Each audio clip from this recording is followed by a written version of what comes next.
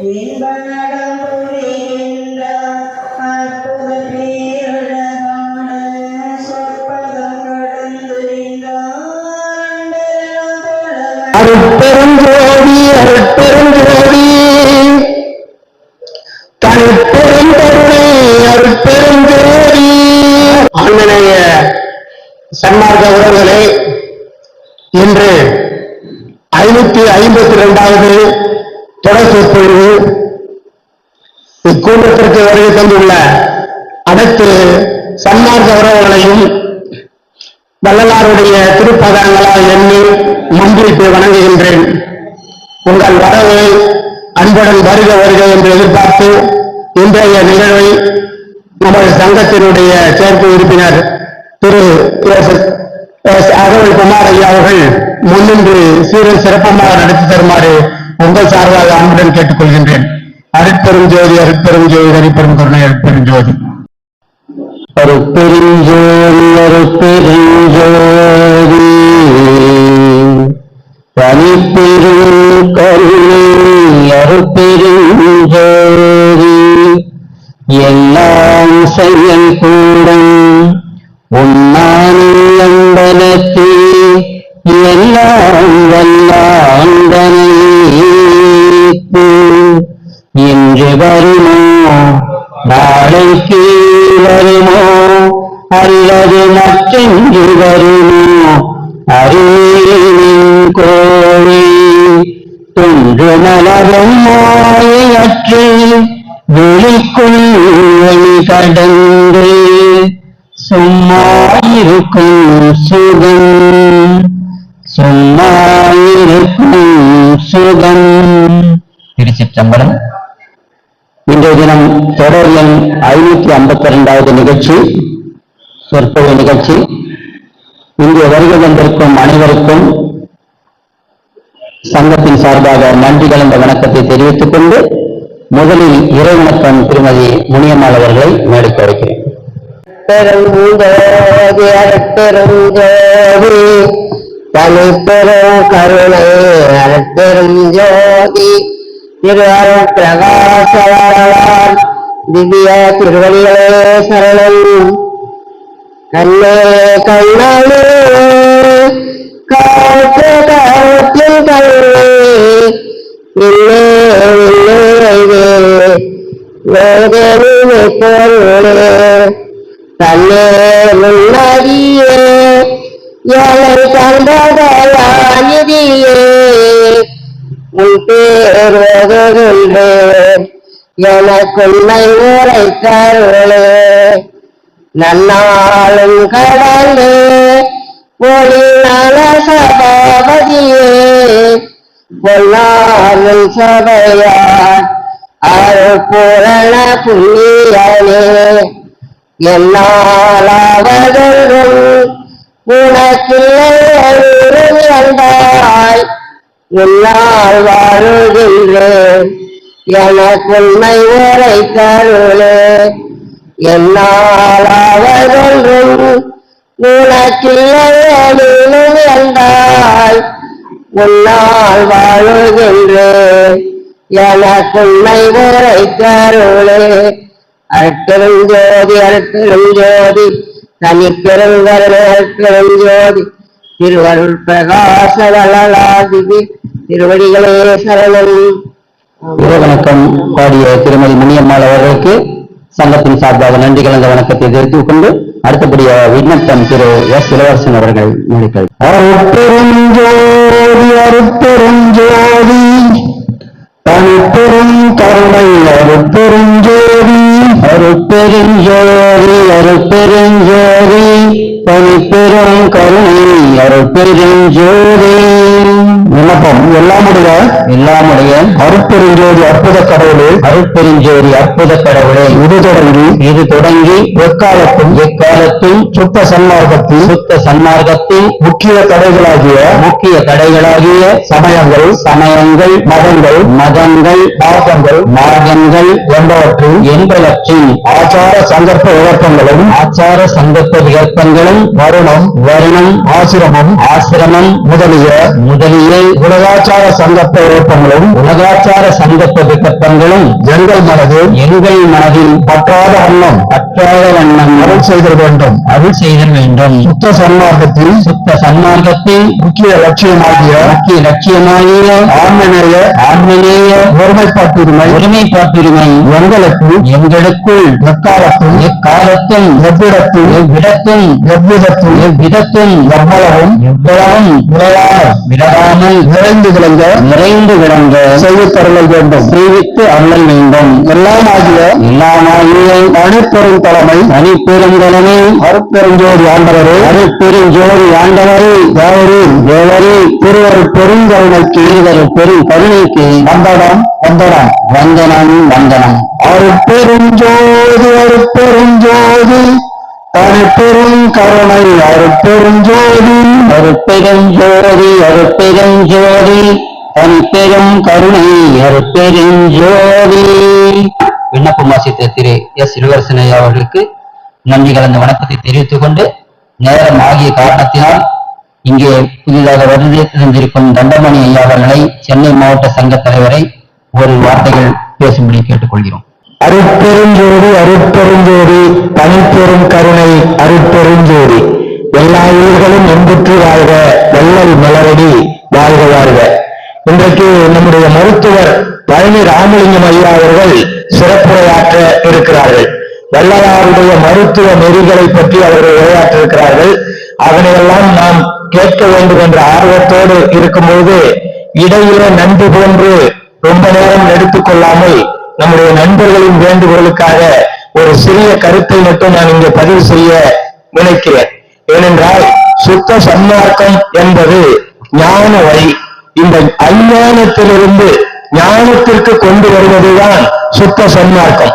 அதைத்தான் வள்ளல் பெருமான் முறையீடு என்ற பகுதியில மந்திரம் ஒன்றறிய, மதி அறிய, விதி அறிய, வாழ்க்கை நிலையறிய, திருந்தறிய, திருவருளின் செயலறிய, அறந்தான் செய்தறிய, மனமடங்கும் திறத்திலே ஓர் இடத்தே இருந்தறிய, அறிந்தவரை ஏற்றிடவும் அறிய, எந்த பிரான் மணிமன்றம் எங்க அறிவேனோ இருந்த திசை சொல அறியேன், எங்கனும் உரைப்பேன் நான் புகுவேன், யார் குறைப்பேன், என்ன செய்வேன், ஏதும் அறிந்திலனே என்று வள்ளல் பெருமான் 6ஆம் திருமுறையில முறையீட்டுல எனக்கு ஒண்ணும் தெரியலையே அப்படின்னு பாடுறார். அதுக்கப்புறம் இது அஞ்ஞான நிலை, அறியாமை நிலை. இப்படித்தான் உலகத்திலே பிறந்த அத்தனை பேருடைய நிலையும் எதையும் அறிந்து கொள்ளாத நிலையில இருளிலே இருக்கக்கூடிய ஒரு சூழ்நிலை இருக்கும். அதற்கு பிறகு வள்ளல் பெருமான் 6ஆம் திருமுறையில சிவானந்தத்து அழுந்தல் என்ற பாடல்ல ஒரு பாடல் சொல்லுவார்.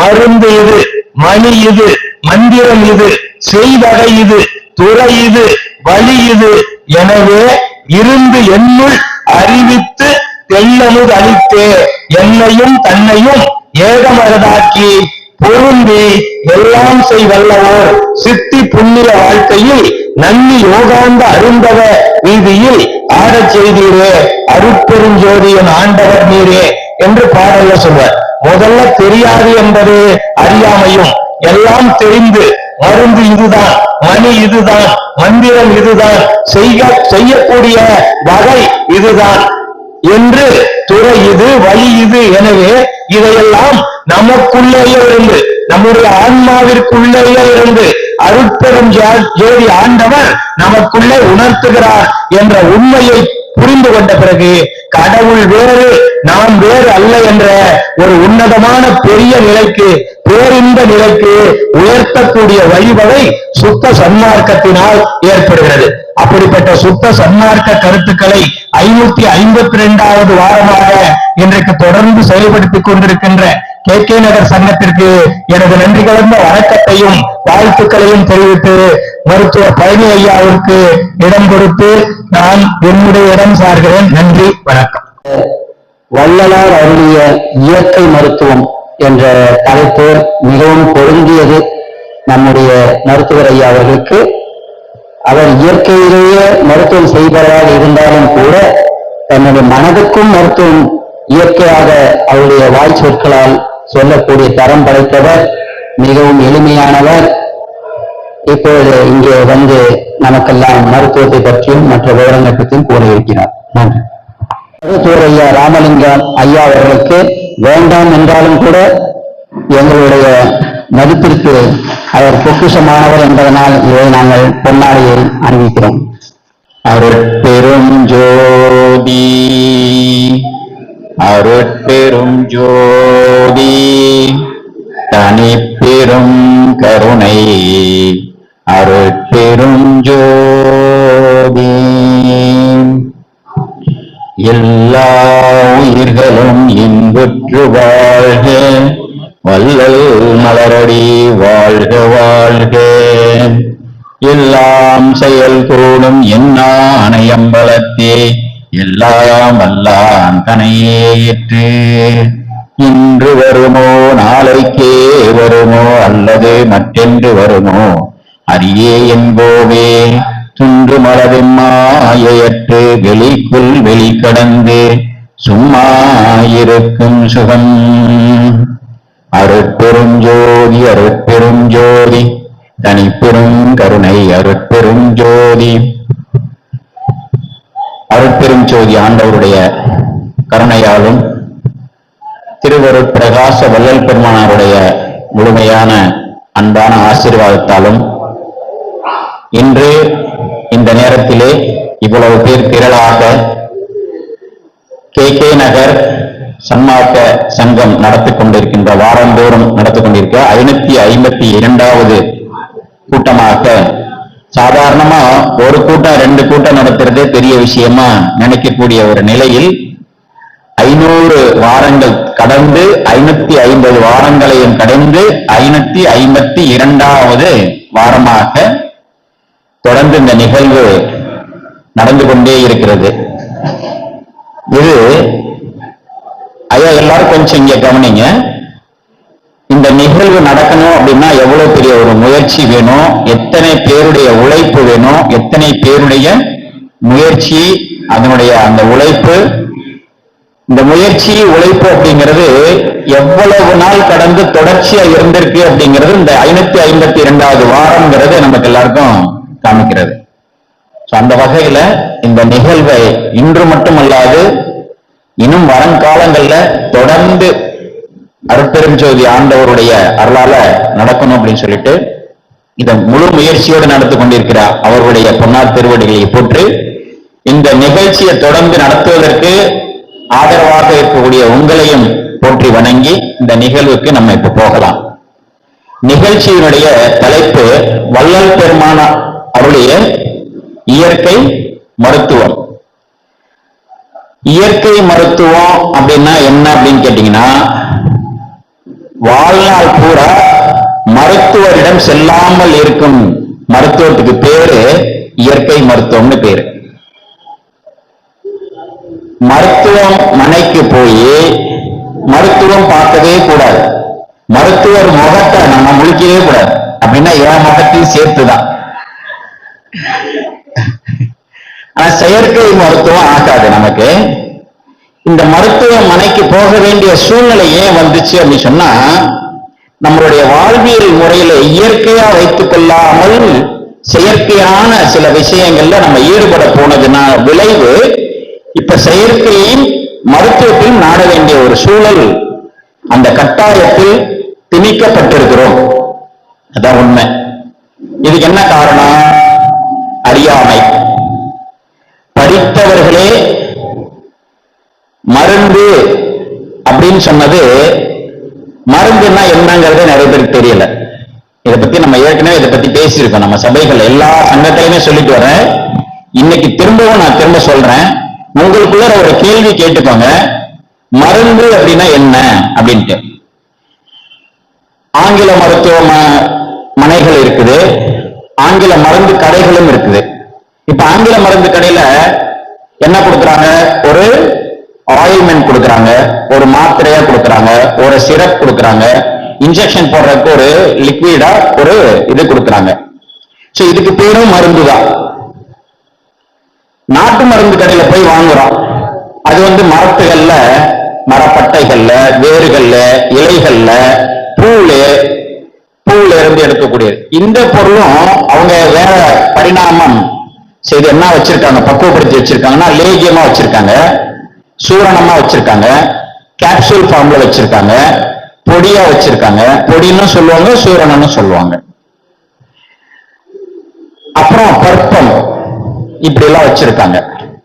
இதுக்கு பேரும் மருந்து தான். சரிதானே? அப்ப ஆங்கில மருத்துவத்துல ரசாயனம் வச்சிருக்கக்கூடிய அதுக்கும் மருந்து தான் பேரு. நாட்டு மருந்து கடையில வச்சிருக்க இதுக்கும் மருந்து தான் பேரு. அப்புறம் மருந்து இல்ல மருத்துவம் அப்படின்னு சொல்லிட்டு மருந்தே கொடுக்காம வைத்தியம் பார்க்கறவங்க இருக்காங்க. அப்ப அந்த செயலுக்கு பேரே மருத்துவம். அப்ப அதுல மருந்து இல்ல. மருந்துன்னா என்ன இல்லைன்னா நீங்க சாப்பிடக்கூடிய பொருள்ல மருந்து இல்ல, சாப்பிடுற மாதிரியான ஒரு ஃபார்ம்ல கொடுக்கல, ஆனா உங்களுக்கு வைத்தியம் பார்க்கறாங்க, அதுவும் மருத்துவம் தான். இப்போ இந்த ரெண்டு மருந்து பார்த்தா, வைத்தியத்துக்காக பார்த்தா நாட்டு மருந்து கடை, இங்கிலீஷ் மருந்து கடை. இது தவிர நம்ம குண்டு போடுறாங்கல்ல ஒரு நாட்டையே அழிக்கிறதுக்கு, அது என்னது? வெடிமருந்து. அதுவும் மருந்து தான். இப்போ மருந்துன்னா என்னன்னு புரிஞ்சுக்கிறது. நிறைய பேருக்கு மருந்துன்னா நிறைய பிரச்சனைகள், அதை பத்தி விருப்பே இல்லை. இதுக்கும் மருந்து தான் சொல்றாங்க, அதுக்கும் மருந்து தான் சொல்றாங்க, எல்லாத்துக்கும் மருந்து தான். ஆனா வள்ளல் பெருமானார் இதை பத்தி மருந்து பத்தி எங்கேயோ சொல்லியிருக்காரா? மருந்தே சொல்லல. வள்ளுவர் எங்கேயாவது மருந்து பத்தி சொல்லியிருக்காரா? மருந்துங்கிற அதிகாரத்துல அவர் சொல்லும் போது என்ன சொல்றாரு? மருந்து என வேண்டாவாம் யாக்கைக்கு. இந்த உடம்புக்கு மருந்துன்னு ஒண்ணு வேண்டவே வேண்டாம் அப்படின்னு சொல்றாரு. மருந்து என வேண்டாவாம் யாக்கைக்கு. அடுத்ததுல நிறைய முழுசா உங்களுக்கு தெரியும். எனக்கு அந்த ஒரு வரி தான் தெரியும், அதுக்கு மேல தெரியாது. இதை ஏன் சொல்றேன் அப்படின்னா, நமக்கு முன்னோர்கள், நம்முடைய முன்னோர்கள் எல்லாமே இயற்கையை ஒத்த வாழ்க்கையை அமைத்துக் கொண்டிருந்தார்கள். அவர்கள் மருந்தை தேடி சென்றதே இல்லை. ஆனால் ஒரு பிரச்சனை வராமல் தவிர்ப்பதற்கு, அதை தவிர்த்துக் கொள்வதற்கு வழிமுறைகளை வைத்திருந்தார்கள். அதுக்கு பேர் என்ன அப்படின்னு கேட்டீங்கன்னா வருமுன் காக்கும் திட்டம். அப்படின்னா என்ன சொல்றாங்க? வந்த பின் காப்போனப்ப என்ன சொல்லுவாங்க? திட்டு போன பிறகு வீட்டுல பூட்டு போட்டா நம்மள என்ன சொல்லுவோம்? திருடு போயிடுச்சு. அதுக்கு முன்னாடி பூட்டவே இல்லை, வீட்டுல பூட்டு போடவே இல்லை. ஆனா நிறைய பேர் வந்து திருடு போயிட்டே இருந்தது. திருடெல்லாம் போய் எல்லா பேரெல்லாம் காலியான பிறகு இப்ப போய் பூட்டு போடுறோம். அதேதான் இப்ப நம்மளும். உடம்பு கெட்டு போய், உறுப்பு கெட்டு போய், அழுகி போய், இந்த மாதிரி நாசமா ஆன பிறகு மருத்துவமனையில போயிட்டு நான் எவ்வளவு நாளும் தர்றேன், இந்த எவ்வளவு நாள் தர்றேன்னு சொல்லி எப்போ சொல்றாங்க? 50 வயசு 60 வயசு சொல்றாங்க இல்லையா? அந்த அவ்வளவும் இவ்வளவு 40-50 வருடங்களா சம்பாரிச்சது. என்ன சம்பாரிச்சாங்க? பொருள் சம்பாரிச்சது கொண்டு போய் இப்ப நான் கொண்டு போய் தர்றேன் அப்படின்னு சொல்றாங்க. ஆனா அவ்வளவும் வாங்கிக்கிறாங்க. இன்னைக்கு கூட ஒரு மருத்துவம் சார்ந்த ஒரு ஆயுள் காப்பீட்டு நிறுவனத்தில் தான் வேலை செய்யறேன். மருத்துவம் செஞ்சிருக்கிறாங்க. 10 லட்சம் ரூபாய்க்கு அவங்க காப்பீடு வச்சிருக்காங்க. ஆனா அந்த ஆஸ்பத்திரியில பில் பண்ணிருக்கிறது 15 லட்சம் ரூபாய். எத்தனை நாள்? ஐசியூல 3 நாள் இருந்தாங்க. இப்ப நாளைக்கு வந்து ஐசியூல இருந்து வெளில கொண்டு வராங்க. இன்னும் 2 நாள் தான் வந்து அவங்க சாதாரணமா ஒரு ரூம்ல இருக்க போறாங்க. அதுக்கு போன் பண்ணி கேட்கறாங்க, ஏசி ரூம்ல வச்சிருக்கலாமா, டீலக்ஸ் ரூம்ல வச்சுக்கலாமா? உடம்பு சரியில்லாதவனை போய் டீலக்ஸ் ரூம்ல போட்டா அவன் என்ன என்டர்டெயின் பண்ணுவான்? டிவி பார்ப்பானா? உடம்புல இருக்க பிரச்சனையை பார்ப்பானா? ஏசியை பார்ப்பானா? எதுவுமே அவனுக்கு தெரியாது. ஆனா நம்ம எவ்வளவு பெரிய மாயைகளை மாட்டிட்டு இருக்கோம்னு பாருங்க. சாதாரணமா சுத்தம் அப்படிங்கிற பேர்ல இதெல்லாம் செஞ்சுட்டு இருக்கோம்.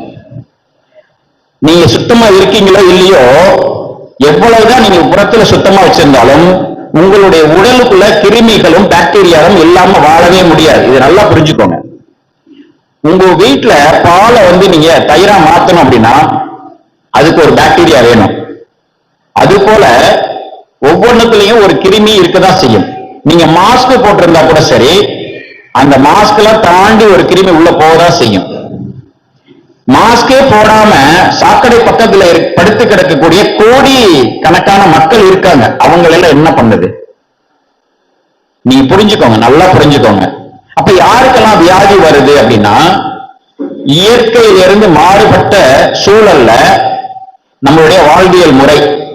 அப்போ காலையில எழுந்திருக்கிற நேரம் 1, நீங்க உண்ணக்கூடிய உணவு, அதனுடைய அளவு, அதனுடைய தன்மை. நான் பொதுப்படையா சொல்றேன், இன்னும் கொஞ்சம் உள்ள போகலாம். அதன் பிறகு உங்களுடைய மனநிலை, இதை பொறுத்துதான் உங்களுக்கு வியாதி வருது. இது செயற்கை அப்படின்னு வள்ளலார் சொல்றார். இயற்கை யாருக்கும் சாவு வர்றதில்லை. ஆனா நாம தான் செயற்கையா இதை வரவழைச்சுக்கிறோம். அதை தவிர்க்கிறதுக்கு உபாயம் சொல்றாங்க. சாகாம இருக்கலாம் அப்படின்னு சொல்லும் போது, சாகாம இருக்கிறது வெறும் வாயில சும்மா சொன்னா போதுமா? அதுக்கு ஏதாவது உபகாரம் சொல்லணும்ல. உபகாரத்தையும் சொல்லி அது மாதிரி அவர் வாழ்ந்து நமக்கு எல்லாத்தையும் எழுதி வச்சிருக்கிறார். அதை நம்ம முறையா பயன்படுத்தினா நம்ம அந்த மாதிரி சாகாத ஒரு நிலையை கொண்டு வரலாம்.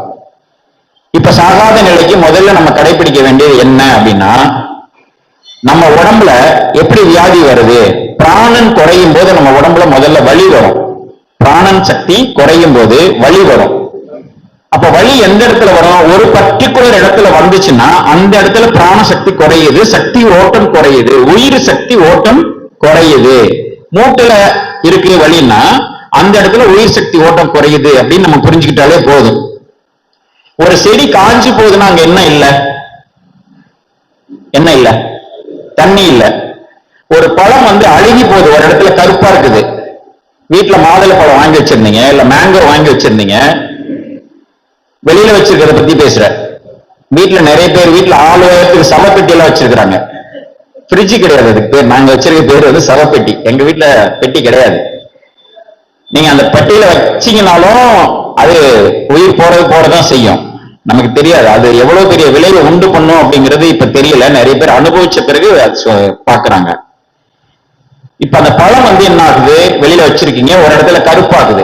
மாம்பழமா இருக்கட்டும், மாதுளையா இருக்கட்டும், அல்லது ஒரு சப்போட்டாவா இருக்கட்டும், அதை நம்ம பார்த்து என்ன சொல்றோம்? அந்த இடத்துல கருப்பாகும் போது காஞ்சி போச்சுன்னு சொல்லுவோம், இல்ல அழுகி போச்சுன்னு சொல்லுவோம். கரெக்ட் தானே? அங்க என்ன இல்லைன்னா பிராணன் இல்ல, அந்த இடத்துல உயிர் இல்ல. அந்த இடத்துல இருக்க அணுக்களுக்கு உயிர் இல்ல, செத்து போன அணுக்கள் அங்க இருக்குது. அது மாதிரி நம்ம உடம்புல ஒரு இடத்துல உணர்வு இல்ல, ஒரு இடத்துல கருப்பாகுது அப்படின்னா என்ன அர்த்தம்? பிராணன் இல்ல, உயிர் ஓட்டம் அந்த இடத்துல இல்ல அப்படிங்கிறது தெரிஞ்சுக்கலாம். நிறைய பேருக்கு கால் மதன்னு இருக்கும். மதன்னு இருக்குதுன்னா என்ன அர்த்தம்னா இப்பவே உங்களுக்கு ரத்த ஓட்டம் குறையுதுன்னு தெரிஞ்சுக்கணும். பாத எரிச்சல் வருதுன்னா அங்க ரத்த ஓட்டம் குறையுது. ரத்த ஓட்டம் குறையறது இல்ல, ரத்த ஓட்டம் போயிட்டு தான் இருக்கும். அந்த ரத்தத்துல பிராணன் இல்ல அப்படின்னு புரிஞ்சுக்கணும். இப்ப பிராணன் குறைஞ்சிச்சு அப்படின்னு சொன்னாவே அந்த உங்களுக்கு செயல்திறன் குறைய ஆரம்பிக்கும். அப்ப என்ன புரிஞ்சுக்கணும் அப்படின்னா, 20 வயதுல ஒரு இளைஞன் எப்படி இருக்கிறானோ அதே மாதிரி 60 வயதானாலும் சரி, 80 வயதானாலும் சரி, நீங்கள் நம்ம தண்டபாணி ஐயா மாதிரி காற்று மாதிரி பறந்து போயிட்டே இருக்கலாம். இப்ப இங்க பேசிட்டு இருப்பாரு, 10 மணிக்கு பார்த்தா நான் கபாலத்தில் ஒரு சபையில பேசிட்டு இருப்பேன்னு, 12 மணிக்கு போன் பண்ணா போன்ல லைன்ல வருவாரு. நான் நிறைய தடவை எடுக்க மாட்டேன், ஆனா ஐயாவுக்கு அப்படி கிடையாது. அவர் மாதிரி இருக்கணும், உடம்பு அப்படி வச்சுக்கணும். காற்று மாதிரி பூனை ஊதனா பறந்துடணும். ஒரு ஏரியாவுக்கு எங்க கூட்டாலும் போய் நின்றுடுவாரு. எதுக்கு சொல்லணும்னா சூறாவளி மாதிரி இருக்கணும். உடம்புல நீர் சக்தி, நிலம் சக்தி அதிகமா இருந்தா நம்ம உடம்ப இந்த பிரபஞ்சத்துல இருக்கக்கூடிய இந்த பூமி சுழற்சி இருக்கு இல்லையா, அது நம்ம கீழ் நோக்கி இழுக்குது. அந்த புவியீர்ப்பு தன்மை அப்படின்னு சொல்லுவோம். இந்த புவியீர்ப்பு தன்மையில இருந்து நீங்க விடுபட்டு மேல வரணும். மேல வரணும்னா நம்ம உடம்புல நிலம் குறையணும், நீர் குறையணும். குறைஞ்சிட்டா காற்றாயிடலாம். இதுக்கு உதாரணம் நம்ம ஏற்கனவே சபைகள சொல்லியிருக்கேன், திரும்பவும் சொல்றேன். பறவைகள் நிலத்துல உட்கார்ந்துட்டு தூங்குமா, நின்றுட்டு, இல்ல மரத்துல நின்றுட்டு தூங்குமா? மரத்துலதான் நின்றுகிட்டு தூங்கும். அப்படின்னா என்ன அர்த்தம்னா அது உடம்புல நிலம் நீர் குறைவா இருக்கு, காற்று அதிகமா இருக்குது. நம்ம உடம்பையும் மனிதனால முதல்ல நிலம் நீரை குறைச்சு அதுக்கப்புறம் காற்று அதிகப்படுத்தினா நம்மளும் என்ன பண்ணலாம்? எவ்வளவு வேகம்னாலும் நடக்கலாம். 60 வயசு என்ன 80 வயசுலயும் வேகமா நடக்கலாம். உடம்புல வலி இருக்காது. மலை பிரதேசங்கள்ல மேல ஏறலாம். நம்ம வீட்டுல 10 படி தான் இருக்குது. ஆனா 45-50 வயசுல இருக்க இன்னைக்கு நிறைய பேரு அந்த 10 படி ஏறுறதுக்குள்ள மூச்சு வாங்குது, ஏற முடியல. அப்ப நிலம் நீரை குறைச்சாக்க நம்ம போகலாம். அப்ப நிலம் நீர் குறைஞ்சு போறதுக்கு நம்ம என்ன பண்ணணும் அப்படின்னா, அந்த அந்த நிலம் நீரை ஈர்த்து வைத்துக் கொள்ளக்கூடிய உணவுப் பொருள்களை தவிர்க்கணும். நம்ம உடம்புல சாப்பிடணும் இல்லைங்களா, உப்பு அதிகமா சாப்பிட்டா உப்பு எங்க இருந்து தயார் பண்றது? ஒரு நீர்ல இருந்து எடுக்கிற ஒரு இன்னொரு பொருள், நீரை நீக்கிட்டு நீரை இழுத்து வச்சுக்கக்கூடிய ஒரு பொருள் அது. உப்பு அதிகமா சாப்பிட்டா நீர் அதிகமா இழுக்கும். அப்ப உப்பு எதுல எல்லாம் அதிகமா இருக்கோ அந்த உப்பை நம்ம குறைச்சிட்டே வரணும். உப்பு இயற்கையான பொருள்கள்லயே நிறைய நமக்கு கிடைக்கும். இப்ப நீங்க வள்ளல் பெருமானார் சொன்ன நாட்டு சக்கரை சாப்பிடுறீங்க அப்படின்னா அதுலயே உப்பு இருக்குது. நீங்க முசுமுசுக்கை எடுத்துக்கிறீங்கன்னா அதுலயும் உப்பு இருக்குது.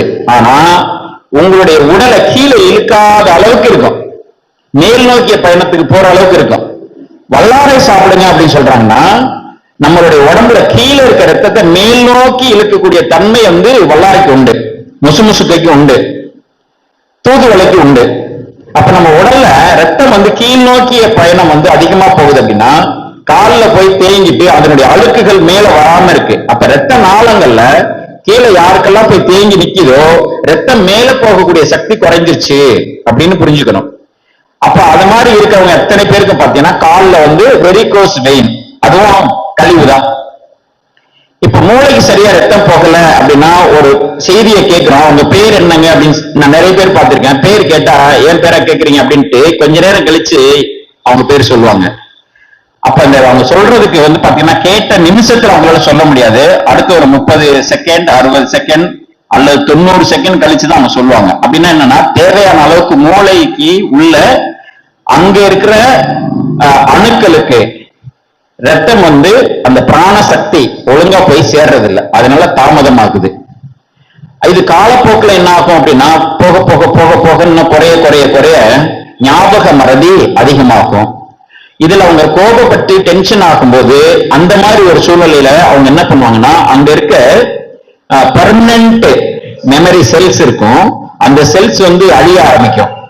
அவங்களால அவங்களே ரீகலெக்ட் பண்ணிக்க முடியாது. டெம்பரரியா இருக்கிறதெல்லாம் ரெக்கவரி பண்ணிடலாம், ஆனா பர்மனண்டா இருக்கிற விஷயம் குறைஞ்சு போயிடும்.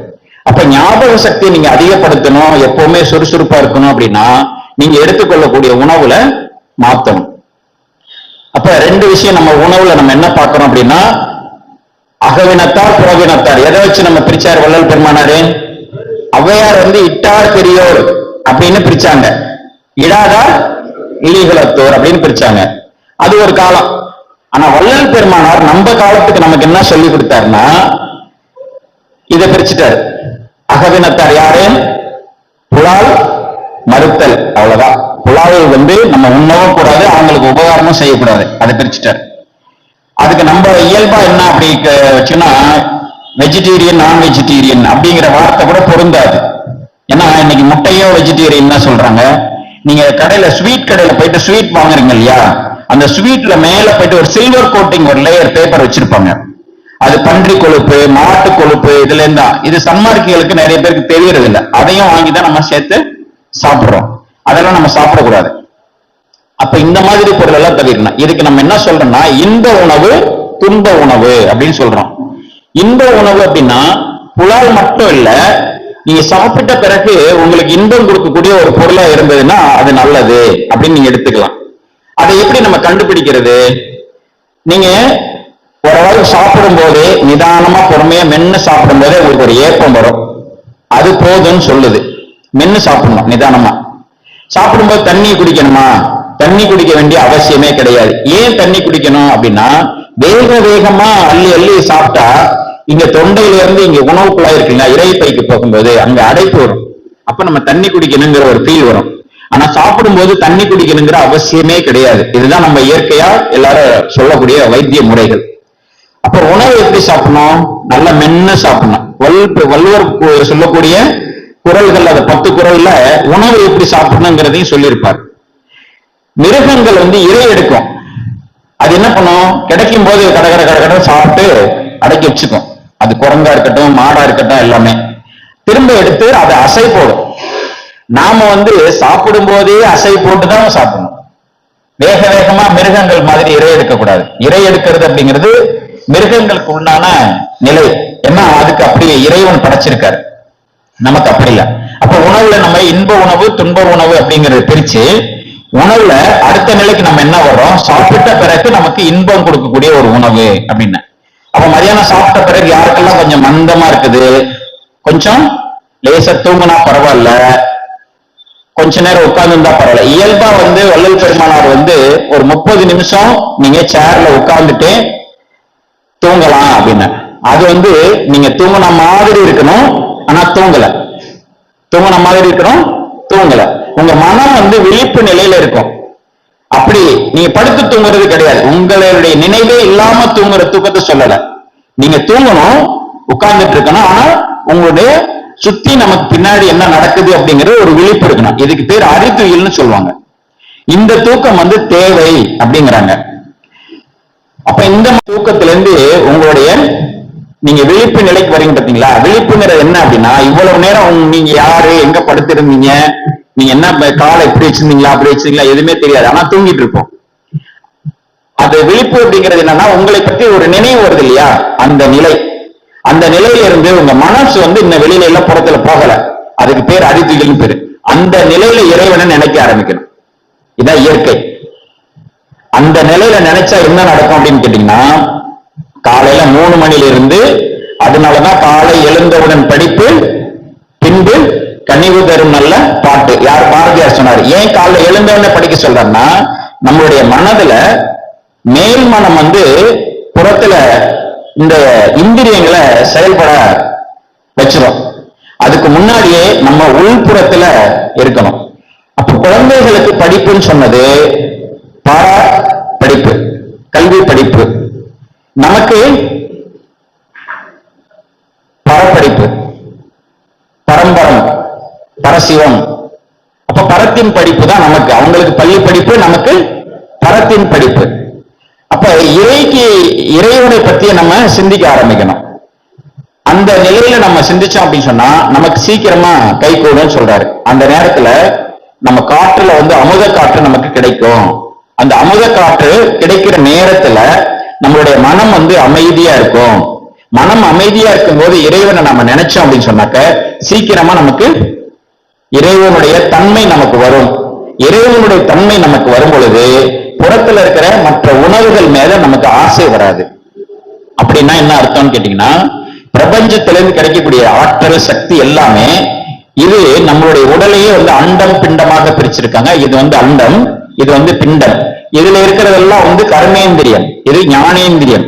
இந்த ஞானேந்திரியத்தை செயல்படக்கூடிய நல்ல சிந்தனைகள் கொண்டு செயல்படக்கூடிய ஒரு நிலை நமக்கு கிடைக்கும். அப்போ ஆற்றல் இங்க நமக்கு ரிசீவ் ஆகி இங்கதான் தேங்கும். இப்ப கீழ் நோக்கிய நிலை அப்படின்னா, நிலம், நீர் அப்படிப்பட்ட ஒரு பொருள் நம்ம உடம்புல அதிகமா இருந்தா நம்மளுடைய சிந்தனைகளையும் அறிவு செயல்களையும் என்ன கீழ் நோக்கிய பயணத்துல எடுத்து செல்லும். அது மாயையின் பிடியில கொண்டு போய் விட்டுரும். அப்ப நமக்கு நல்ல சிந்தனை வராது, ஆசையை உண்டு பண்ணிக்கிட்டே இருக்கும். இதை சாப்பிடலாம், இது மாதிரி ஒரு கார் வாங்கலாம், இது மாதிரி ஒரு பெரிய பங்களா கட்டலாம். அந்த மேல பற்றுதல் அது மேல ஒரு காமம். காமம்னா பெண் போக மட்டும் காமம் இல்ல. நான் இப்ப ஒரு வீடு வச்சிருக்கேன்னா இதோட இன்னும் ஒரு பெரிய வீடா வாங்கணுங்கிறதுக்குள்ள ஒரு காமம் தான். இப்ப ஒரு கார் வச்சிருக்கேன்னா இதோட இன்னொரு இந்த மாதிரி ஒரு மாடல்ல ஒரு கார் வாங்கணும் அப்படின்னு. நான் ஒரு நாடு போயிட்டு வந்திருக்கேன்னா இன்னொரு நாடுக்கு நான் அப்படி போகணும் அப்படின்னு நினைக்கிறது. இதெல்லாம் இந்த உலகியல்ல இருக்கக்கூடிய சிந்தனைகள். இந்த சிந்தனைகள் வருதுன்னா என்ன அர்த்தம்னு கேட்டீங்கன்னா, நம்ம வச்சிருக்க எண்ணங்களும் நம்ம சாப்பிடக்கூடிய உணவின் தன்மையும் அந்த சிந்தனையை தூண்டும். இப்ப ஏன் நமக்கு இறைவனை பற்றிய சிந்தனை நமக்கு வரமாட்டேங்குது அப்படின்னு கேட்டீங்கன்னா, 2 விஷயம்தான். ஒரு விஷயம் நம்ம செயற்கையான வாழ்க்கை, காலையில சீக்கிரம் எழுந்திருக்கிறது இல்ல. சீக்கிரம் எழுந்துட்டால் இறைவனை பற்றிய சிந்தனை நமக்கு நாட்டம் வரும், இது ஒண்ணு. இரண்டாவது, நம்ம உணர்வுல வள்ளல் பெருமானார் சொன்ன ஞான மூலிகைகளை நம்ம எடுத்துக்கொள்ளும் பொழுது இந்த உலகியல்ல இருக்கக்கூடிய அந்த பற்று குறையும். அந்த பற்றுன்னு சொல்றாங்க. அதை காமம்னு எல்லா இடத்துலயும் சொல்ல முடியாதுங்கிறதுனால அதை பற்றுன்னு சொல்றாங்க. காமம் அப்படிங்கிற இன்னொரு வகையில அதை பற்றுன்னு சொல்லுவோம். அப்ப எதை நம்ம பற்று அறுக்கணும் அப்படின்னா, இந்த உலகியல்ல கீழ் நோக்கி போகக்கூடிய சிந்தனைகள்ல இருந்து பற்று அறுத்து அந்த பற்றை எங்க கொண்டு போய் வைக்கணும்? இறைவன் மேல வைக்கணும். அப்ப இறைவனுக்கும் நமக்கும் உள்ள தொடர்பை காலையில எழுந்த உடனே நீங்க ஒரு கனெக்டிவிட்டி ஏற்படுத்திட்டீங்கன்னா அந்த சிந்தனை ஒரு நாள் முழுவதும் உங்களை இறைவனோடவே தொடர்புல வச்சுக்க முடியும். அப்ப இறைவனுடைய தொடர்பு நீங்க வச்சுக்கிட்டா, இப்போ நல்லாரோ பேச்சை கேட்பது நன்று, நல்லார் சொல் கேட்பது நன்று, நல்லாரோடு இணங்குவது நன்று. ஏன் சொன்னாங்க நல்லாருன்னு? எங்க சொல்றாங்கன்னா, யாரெல்லாம் தமக்கும் மற்றவர்களுக்கும் எந்த ஒரு கெடுதல் நடக்காத ஒரு செயல்களை செய்யறாங்களோ அவங்களுக்கு பேர் நல்லவர், அவருக்கு பேர் உத்தமர், அவங்க ஒழுக்கமா இருக்காங்கன்னு அர்த்தம். நிறைய படிச்சிருப்பாங்க, நம்ம பார்த்திருப்போம், நிறைய கார்டுல எல்லாம் விசிட்டிங் கார்டு நிறைய படிப்பு, நிறைய ஏகப்பட்ட படிப்பு போட்டிருப்பாங்க. ஆனா இவ்வளவு படிச்சிருந்த பிறகும் அவர் எங்கேயோ ஒரு இடத்துல ஒரு ஒழுக்கம் இல்லாதவரா இருந்தா இந்த சமுதாயத்தில் நம்ம மதிக்கவே மாட்டோம். ஆனா அமெரிக்காக்காரனுக்கு அப்படி கிடையாது, எவ்வளவு சொத்து இருந்தாலும் அவனை மதிப்பான். ஆனா ஒழுக்கம் இல்லாதவன் அந்த கூட மதிப்பான். ஆனா நம்ம நாட்டு கலாச்சாரம் எப்படின்னா, யார் ஒழுக்கமா இருக்காங்க, யார் உத்தமமா இருக்கிறாங்க அவங்களுக்கு தான் நம்ம மதிப்பு கொடுத்து நம்மளுடைய கலாச்சாரத்தை அப்படி முன்னோர்கள் கொண்டு வந்திருக்காங்க. அந்த வகையில இதுக்கு பேர் தான் இயற்கை ஒழுங்கு அமைப்பு அப்படின்னு சொல்லுவாங்க. இந்த பண்பு எங்கிருந்து வருது அப்படின்னா இயற்கையிலிருந்து வருது, இறைவன்கிட்ட இருந்து வருது. அந்த இயற்கையும் இறைவனும் ஒன்றுதான். அந்த இயற்கையினுடைய பண்பு நமக்கு வேணும்னா, ஏன்னா இயற்கை மருத்துவத்தை பத்தி பேசுறோம், அதனால இயற்கை பத்தி நான் சொல்லிட்டு இருக்கேன். அப்ப ரெண்டு விஷயம், ஒண்ணு நம்ம முதல்ல சொன்னது உணவு முறைகள்ல நம்ம புலால் மறுத்தாச்சு, அதுக்கப்புறம் உணவுல நம்ம எப்படி கொண்டு வரணும் அப்படின்னா ஏற்கனவே நமக்கு சொல்லியிருக்காங்க, தாமச உணவு, ராஜச உணவு இதெல்லாம் சொல்லியிருக்காங்க. அந்த உணவுல இருந்து நம்ம எங்கிருந்து மாறுபடுறோம் அப்படின்னா சத்தான உணவை நம்ம சாப்பிடணும், அது இருந்தா போதும். அந்த சத்தான உணவுல மேல்நிலைக்கு எடுத்துக்கொள்ளக்கூடிய, நம்ம எடுத்து செல்லக்கூடிய அளவுல நம்ம வள்ளல் பெருமானார் சொன்ன உணவு முறைகளை மாத்திக்கணும். அந்த மாதிரி மாத்திட்டு இந்த உணவுகளை கடைபிடிக்கணும். இது உணவு முறையில உள்ள விஷயம். அந்த உணவு சாப்பிடக்கூடிய பழக்க வழக்கங்கள் என்ன வேணும் அப்படின்னு கேட்டீங்கன்னா, ஒரு முறை நம்ம சாப்பிடக்கூடிய அந்த சாப்பிடும் முறை அப்படிங்கிறது நிதானமா பொறுமையாக மென்னு சாப்பிடக்கூடிய ஒரு நிலை. அதன் பிறகு சாப்பிட்ட சாப்பாடு அடுத்து நமக்கு பசி எடுக்கணும். காலையில 8 மணிக்கு சாப்பிடுறோம் அப்படின்னா 12 மணியிலிருந்து 1 மணிக்குள்ள நமக்கு பசி வரணும். அப்ப அந்த அளவுல தான் நம்ம சாப்பிடணும், அதுக்கு மேல நம்ம சாப்பிடக்கூடாது. திரும்ப மதியானம் சாப்பிட்ட பிறகு மாலையில 6 மணிக்கெல்லாம் நமக்கு பசிக்கணும். அந்த மாதிரி பசி இருந்தால் நம்ம சாப்பிட்டிருக்க சாப்பாடு அளவும் சரியா இருக்குது.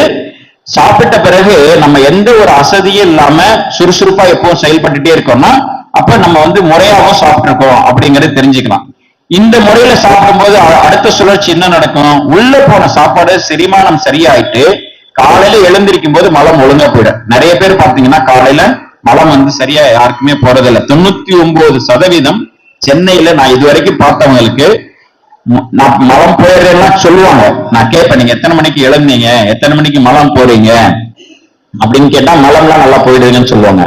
ஆனா அவங்க மலம் ஒழுங்கா போறதே கிடையாது. நிறைய பேருக்கு இப்ப இருக்கிறவங்களுக்கு மூட்டு வலி பிரச்சனையா இருக்கட்டும், அப்புறம் ஸ்கின் பிரச்சனை இருக்கட்டும், அதன் பிறகு ஞாபக மறதியில பிரச்சனையா இருக்கட்டும், அல்லது உடல் சோர்வா இருக்கட்டும், அப்புறம் பாத்தீங்கன்னா சொரியாசிஸ் பிரச்சனைகள், இப்ப தடிப்பா ஸ்கின்ல வரக்கூடிய பிரச்சனைகள், அதன் பிறகு கண்ணு மங்கலா இருக்கிறது. நீங்க பாத்தீங்கன்னா உங்களை நீங்க சரியா வச்சிருக்கீங்கிறதுக்கு இன்னொரு அளவீடு கூட சொல்றேன். உங்களை செக் பண்ணி பாருங்க.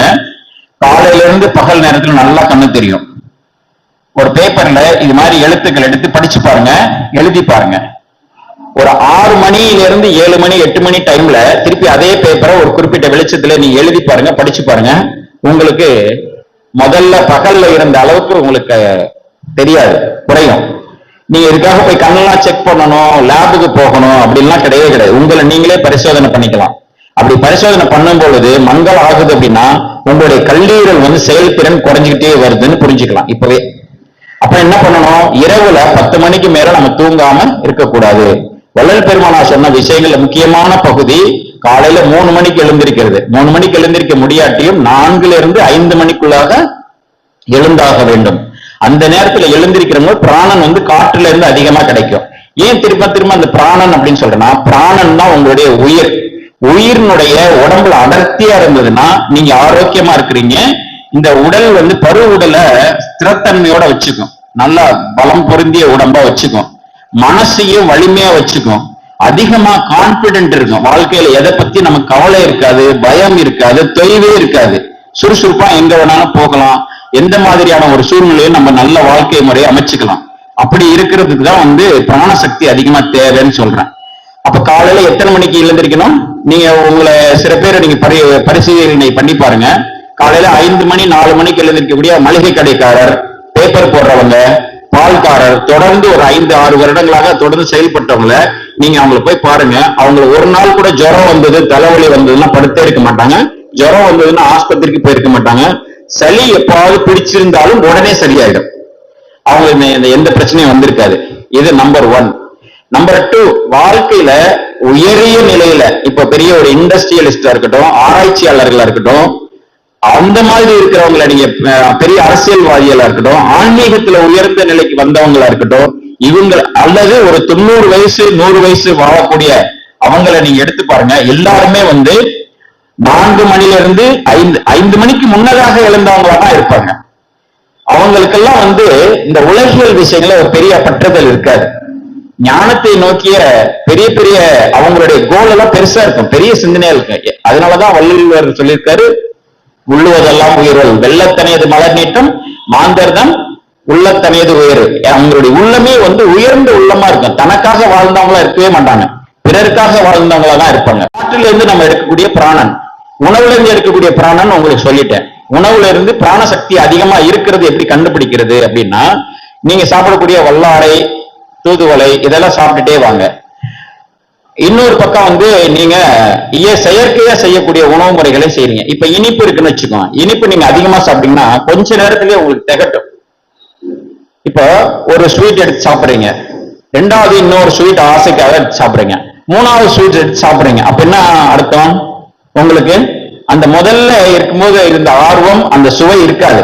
அப்படின்னா உங்க உடம்புல நாக்குல சுரந்துகிட்டு இருந்த உமிழ் நீர் அந்த 3வது தடவையை நம்ம ஸ்வீட் எடுத்து வைக்கும் போது அங்க இருக்காது. உங்களுக்கு சுவை ஏன் தெரியலன்னா, உங்க நாக்குல உமிழ் நீர் ஊறல அப்படின்னு அர்த்தம். அப்ப அது போதும்னு சொல்லுது. ஏன் அப்படின்னா, ஒரு அளவீடு இருக்கு, ஒரு சுரக்கரை இருக்கு. ஒரு உடம்பு ஒவ்வொருத்தருடைய உடம்பு தன்மையிலையும் ஒரு அளவீடு வச்சு அதுக்கு பேர் உயிர் நீர்னு பேரு. அது ஒரு குறிப்பிட்ட அளவு சுரந்துகிட்டே இருக்கும். இது என்ன பண்ணும், அதிகமா அந்த உயிர் நீரை கேட்கும். ஏன்னா அது இருந்தாதான் உள்ள போய் டைஜஷன் ஆகும், இல்லைன்னா இது ஆகாது. அப்போ ஒரு குறிப்பிட்ட அளவுக்கு மேல சாப்பிட்டோம் அப்படின்னா உடம்பு என்ன சொல்லுதுன்னா, இது கொடுத்தா நிறைய சாப்பிட்டுக்கிட்டே இருப்பாங்க, அதனால இது ஆஃப் பண்ண, இது நமக்கு ஆகாது அப்படின்னு சொல்லிட்டு நம்ம உடம்பே சொல்லுது இதுக்கு மேல அது கொடுக்காது அப்படின்ட்டு. கொடுக்காதேங்கிறது ஒரு விஷயம். 2வது விஷயம் என்னன்னா, அதுக்கு மேல அது சுரக்க முடியல. இந்த 2 விஷயமா நடக்கும்போது அது நம்ம தவிர்க்கிறது தான் நல்லது. அப்படின்னா என்ன அர்த்தம் அதுக்கு? அது நம்மளுடைய உடம்புல இருக்க உயிர் நீரையே எடுத்துதான் அது டைஜஷன் பண்றதுக்கு முயற்சி பண்ணுது. அப்ப நம்ம மற்ற பொருளை நீங்க வல்லாரை, தூதுவளை இதெல்லாம் சாப்பிடும் போது இந்த மாதிரியான உணர்வுகள் குறையும். நாக்குல அதிகமான உயிர் நீர் சுரந்துகிட்டே இருக்கும். அப்படின்னா இது உயிரை கொடுக்கிறது. இந்த செயற்கையான பொருள் எல்லாம் நம்ம உடம்புல இருந்து உயிரை எடுக்கிறது. ஏன்டா பிராணம் வாங்குற, ஏன்டா உயிர் எடுக்கிறேன்னு சொல்லும் இல்லையா? அப்ப நம்ம சக்தி அதிகமா செலவாகுதுன்ற ஒரு உணர்வுல தானே அது சொல்றோம். அதே மாதிரிதான் நம்ம உணவு பொருள்கள் கூட நம்ம நாக்கு சொல்லுது, ஏன்டா என் உயிரை வாங்கினேன்னு அந்த ஸ்வீட் கிட்ட சொல்லுது. ஆனா நம்ம மனசு திரும்ப திரும்ப கேட்டு நம்ம சாப்பிடுறோம். சோ அப்ப அந்த மாதிரியான பொருள் எல்லாம் தவிர்த்துட்டால், உயிர் கொடுக்கக்கூடிய உணவு பொருள்கள் நம்ம எடுத்துட்டோம்னா உடம்பு ஸ்திரத்தன்மையோடு இருக்கும். அப்ப உயிரை கொடுக்கறதுக்கு என்னென்ன மாதிரியான உணவுகள், உயிரை முதல்ல செலவு பண்ணாத பொருளா நம்ம தேர்ந்தெடுக்கிறார் வள்ளலார். நாட்டு சக்கரை நம்ம உயிரை விரயம் பண்ணாத ஒரு பொருள். அந்த பொருள் ரொம்ப நாளா கெடாத பொருள். இப்ப நீங்க ஸ்வீட் வச்சிருக்கீங்க, இல்ல வேற ஒரு பொருள், தோசை சாப்பிடுறீங்க, இட்லி சாப்பிடுறீங்க, பொங்கல் சாப்பிடுறீங்க, எத்தனை நாள்ல கெட்டுரும்? நீ இட்லி மாவு அரைச்சு வைக்கிறீங்க, இன்னைக்கு ஆட்டிட்டு நாளைக்கு காலையில இட்லி சொல்றீங்க, அதுக்கு அடுத்த நாள் அப்படியே வச்சிருந்தா, ஃப்ரிட்ஜில் வச்சதை பத்தி பேச வேணாம், அடுத்த நாள் வச்சிருந்தா புளிச்சு போயிடும். அந்த புளிப்பு அப்படின்னு சொல்றதுதான் என்ன சொல்றோம், பித்தம். அதே மாவை அதுக்கு அடுத்த நாள் நீங்க வச்சிருக்கீங்க, அப்ப என்ன பாத்தீங்கன்னா அதுல ஒரு பபிள்ஸ் கொப்பளம் உள்ள பபிள்ஸ் இருக்கு. நீங்க பாத்துங்க, வீட்டுல போயிட்டு செக் பண்ணி பாருங்க. அது பேர் என்னன்னா வாதம். உங்க உடம்புலயும் நீங்க சாப்பிட்ட பொருள் புளிச்ச தன்மை வந்துருச்சு அப்படின்னா உங்க உடம்புல பித்தம் அதிகமாயிடுச்சு அப்படின்னு நீங்க புரிஞ்சுக்கலாம். இப்படி புளிச்ச தன்மையில இருந்து ஒண்ணு சாப்பிட்டது செரிமானம் ஆகிறதுக்கு முன்னாடி நிறைய சாப்பிட்டுட்டே இருந்திருப்போம், இல்லைன்னா அது செரிமானம் ஆயிட்ட பிறகு நம்ம பசியில அந்த உள்ள இருக்கிற ஆசிட் அந்த உணவை நொதிக்க வச்சு நம்ம ரத்தத்துல கலக்கிறதுக்கு தன்மைக்கே அந்த நீர் சுரந்துகிட்டே இருக்கும். அந்த ஆசிட் செரிக்க இருக்கிற நேரத்துல நம்ம உணவு கொடுக்காம தள்ளி போட்டுருவோம். அப்படி இருந்தாலும் வயிறுல இறைப்பையில அல்சர் உண்டாகும். இப்ப இதெல்லாம் தவிர்க்கிறதுக்கு தான் இந்த முறைகளை சொல்றோம். அப்ப மாவு முதல் நாள் அடிச்சது அடுத்த நாள் காலையில நம்ம இட்லி வச்சிருக்கோம், அதுக்கு அடுத்த நாள் வச்சிருக்கும் போது புளிப்பு தன்மை ஆயிடுது. அந்த புளிப்பு தன்மை என்ன சொல்றோம், பித்தம். அதுக்கு அடுத்த நாள் நீங்க வச்சிருக்கீங்க, அதுல ஒரு காற்று தன்மை வந்துருது, அது வாதம். நம்ம உடம்புலயும் அதே மாதிரி தான் காற்று எங்கெங்கெல்லாம் தேங்குதோ உங்களுக்கு வலி வர ஆரம்பிச்சிடும். அப்பயே நம்ம புரிஞ்சுக்கணும். அதுக்கு மேலேயே நம்ம அதுக்கு அடுத்த நாள் அந்த மாவை வச்சிருந்தோம்னா அந்த மாவு எடுக்கும்போது அந்த பபிள்ஸ் இருக்காது. ஆனா அதை எடுத்தீங்கன்னா அப்படியே நூல் மாதிரி வரும், சளி மாதிரி இருக்கும். அதுதான் வந்து சிலேத்துமம். உங்க வயிற்றுக்குள்ள அந்த மாதிரி உணவு அப்படி இருந்தால் அதுதான். ஏன்னா வயசு ஆக ஆக நம்மளுடைய மனமும் நம்முடைய உணவு பழக்கங்களும் நம்மளுடைய வாழ்வியல் முறைகள், அதாவது இயற்கையோட சேர்ந்த வாழ்வியல் முறை இல்லாத போது கடைசி காலங்கள்ல நமக்கு சளிதான் வந்து சேரும். நடு வயதுல வந்து வாதம் வந்து சேரும், சிறு வயதுல நமக்கு வந்து பித்தம் வந்து சேரும். அதனாலதான் சிறு வயதுல பித்தம், நடு வயதுல வந்து வாதம், கடைசி காலத்துல சிலேத்துமம். இதுவும் ஒரு பருவ சுழற்சி தான். முதல்ல வாதத்தை கொடுக்கும், அப்புறம் அது பித்தத்தை கொடுக்கும், அப்புறம் வாதத்தை கொடுக்கும், அப்புறம் சிலேத்துமத்தை கொடுக்கும். வள்ளல் பெருமானார் ஒரு விஷயத்த சொல்றாரு, சளிக்கு மேல கழுத்துக்கு மேல இருந்தா அது சளி, அதுவும் குற்றம், வெள்ளை கழிவுன்னு சொல்றாரு. கழுத்துக்கு கீழே மஞ்சள் கழிவு, அது மலம், அதுவும் வந்து குற்றம் சொல்றாரு. இது ரெண்டுத்தையும் நம்ம நீக்கிக்கணும். மனிதனா பிறந்தவர்கள் இது ரெண்டுத்தையும் நீக்குவதற்கு எதெல்லாம் வந்து உபாயமா இருக்கும் அப்படிங்கிறது வள்ளல் பெருமானாரே கொடுத்திருக்காரு. இந்த மாதிரி நீங்க உணவு எடுத்துக்கணும், இந்த மாதிரி எழுந்திருக்கணும், இதெல்லாம் வந்து விளக்கமா எல்லாமே நம்ம உரைநடை பகுதியில கொடுத்திருக்காங்க. அப்படி நம்ம அதெல்லாம் கடைபிடிச்சு வரும் பொழுது அவர் கடைசியா ஒரு விஷயம் என்ன சொல்றாருனாக்க, இந்த சளி குற்றத்தையும் மல குற்றத்தையும் நீக்கி கொண்டால் நமக்கு சாவே வராது. சாவே போ, சாகாக்கால் வேகா, சாகாதலை வேகா புனல் போகா புனல். சோ இந்த மூன்று விஷயமும் நமக்கு அருமையா சித்திக்கும் அப்படிங்கறதான் விஷயம். அப்ப சளி பிடிக்காம பாத்துக்கணும். கடைசி காலங்கள்ல இப்போ ஏதோ ஒரு விபத்து காரணமாகவோ இது தவிர்த்துட்டு நீங்க பார்த்தீங்க அப்படின்னு சொன்னா கடைசி காலங்கள்ல இறக்குறது அதிகமான பேரு எதனால இறந்தாங்க அப்படின்னு பாத்தீங்கன்னா சளினாலதான் இருக்கும். அந்த சளியை நீக்கிட்டா சாவே வராது அப்படிங்கறதா வள்ளல் பெருமானுடைய கோட்பாடுகள். இந்த சளி பிடிக்காம இருக்கிறதுக்கு எந்த மாதிரி உணவு முறைகள் நம்ம கடைபிடிக்கணும்? இப்ப ரெண்டு விஷயம் சொன்னேன். உணவு முறையும் சொல்லிட்டேன், இந்த மாதிரி உணவு முறைகள் சத்தான உணவெல்லாம் எடுத்துக்கணும் அப்படின்னு சொல்லிட்டு. இதுல முக்கியமா இன்றைக்கு வாழ்க்கையில எதை தவிர்க்கணும்னு சொல்லிடுறேன். டீ காபி தவிர்ச்சிடணும். அதுக்கு பிறகு மாவு அரைச்சு ஃப்ரிட்ஜில் வைக்கிற பழக்கத்தை தவிர்த்தணும். ஃப்ரிட்ஜ் யார் வீட்லயும் இருக்கக்கூடாது. சன்மார்க்குன்னா ஃப்ரிட்ஜ் வச்சுக்காதவங்க தான் சன்மார்க். என்ன கேட்டா, ஏன்னா அங்க இருந்தா மெயினா எல்லா பிரச்சனையும் உருவாகுது. ஏசி இல்லாம இருக்கணும். ஏசி இருந்தா உங்களுக்கு மூட்டு வலி வந்துடும், கிட்னிக்கு செயல் அதிகம். கிட்னிக்கு செயல் நீங்க அதிகம் வேலை கொடுத்துட்டீங்கன்னாவே உங்களுடைய ஆயில் குறையுதுன்னு அதிகம். உங்க ஆயில் நீடிக்கணும் அப்படின்னா கிட்னிக்கு வேலை கம்மியா இருக்கணும். அப்படின்னா நீங்க குழந்தைங்களுக்கு வந்து யாருக்கெல்லாம் வந்து பிரச்சனை வருது பாருங்க, ரெண்டு விஷயம் தான் அவங்களுக்கு. இரவுல அதிக நேரம் கண் விழிக்கிறது, அவங்க செல்போனை நோண்டுறது, அதனால கண்ணு பாதிக்குது. கண்ணு பாதிக்குதுன்னா என்ன அர்த்தம்னா கல்லீரல் பாதிச்சிருக்கு அப்படின்னா. அகத்தின் அழகு முகத்தில் தெரியும். நம்மளுடைய கண்ணு வந்து உள்ளுறுப்புல வந்து கல்லீரல், நம்மளுடைய காது வந்து நம்மளுடைய உள்ளுறுப்புல வந்து கிட்னி. காது மந்தமாகுதுன்னா தெரிஞ்சுக்கலாம், காது அரிக்குதுன்னா தெரிஞ்சுக்கலாம், காதுல கொஞ்சம் வலி இருக்கிற மாதிரி இருக்குன்னா தெரிஞ்சுக்கலாம் கிட்னில செயல்திறன் குறையுது அப்படின்னு சொல்லிட்டு. அதன் பிறகு நம்மளுடைய இந்த உதடு பார்க்கும்போதே தெரிஞ்சிடும் அவங்களுடைய மண்ணீரல் எப்படி இருக்குன்னு சொல்லிட்டு. நாக்க வெளியே நீட்ட சொல்லி பார்த்தா நம்ம முக்காவாசி பேருக்கு வெளியில இருந்து யாராவது போன்ல மருத்துவம் கேட்டா மருத்துவம் சொல்றோம், அவங்க நாக்கு போட்டோ எடுத்து அனுப்புங்க, உங்க முகத்தை போட்டோ எடுத்து அனுப்புங்க அப்படின்னு சொல்றோம். அந்த போட்டோ பார்த்தாலே தெரியும். இப்ப நீங்க காமிக்க சொன்னா கூட ஒரு 50 பேருடைய போட்டோ காமிப்பேன். அந்த போட்டோல நாக்க வச்சே சொல்லிடுவோம் அவங்க கல்லீரல் சரியில்லை, பெருங்குடல் சரியில்லை, அவங்களுக்கு தூக்கம் வராது, அவங்களுக்கு என்னென்ன பிரச்சனைகள் இருக்கிறதுக்கெல்லாம் வாய்ப்பு இருக்கு அப்படிங்கறத சொல்ல முடியும். நமக்கு உடம்புல கிட்னி ஸ்டோன் இருக்கா இல்லையா அப்படின்னு பாக்குறதுக்கு வெளியில போக வேண்டிய அவசியமே இல்லை. இந்த இடத்துல இருந்து ஒரு இடத்துல பேனா வச்சு இப்படி அமைக்க இங்க பார்த்தாலே தெரியும். கிட்னி ஸ்டோன் இருக்கவங்கள தாங்கவே முடியாது. இதுல லேசா வச்சாலே போதும் துடிப்பாங்க. இங்க வச்சு பார்த்தாலே தெரியும். சோ வெளியில எல்லாம் போய் நம்ம பெரிய இதுவே பார்க்க வேண்டிய அவசியம் இல்லை. நம்ம ஆரோக்கியமா இருக்கிறோம் அப்படின்னா எப்படின்னா, கீழே உட்கார்ந்து நீங்க அப்படி எந்திரிக்கும் போதே கை ஊனாம எந்திரிக்கணும். உட்கார்ந்து கை ஊனாமலே எந்திரிக்கணும். அப்படி நீங்க எந்திரிச்சீங்கன்னா ஓரளவுக்கு நீங்க ஃபிட்டா இருக்கீங்கன்னு தெரிஞ்சுக்கலாம். அதே மாதிரி அதை போய் எடுத்துட்டு வா அப்படின்னு சொல்லும் போது அந்த மாடிக்கு போகணுமா அப்படின்னு யோசிக்கிறீங்கன்னாவே உங்க உடம்பு ஃபிட் இல்லைன்னு அர்த்தம்.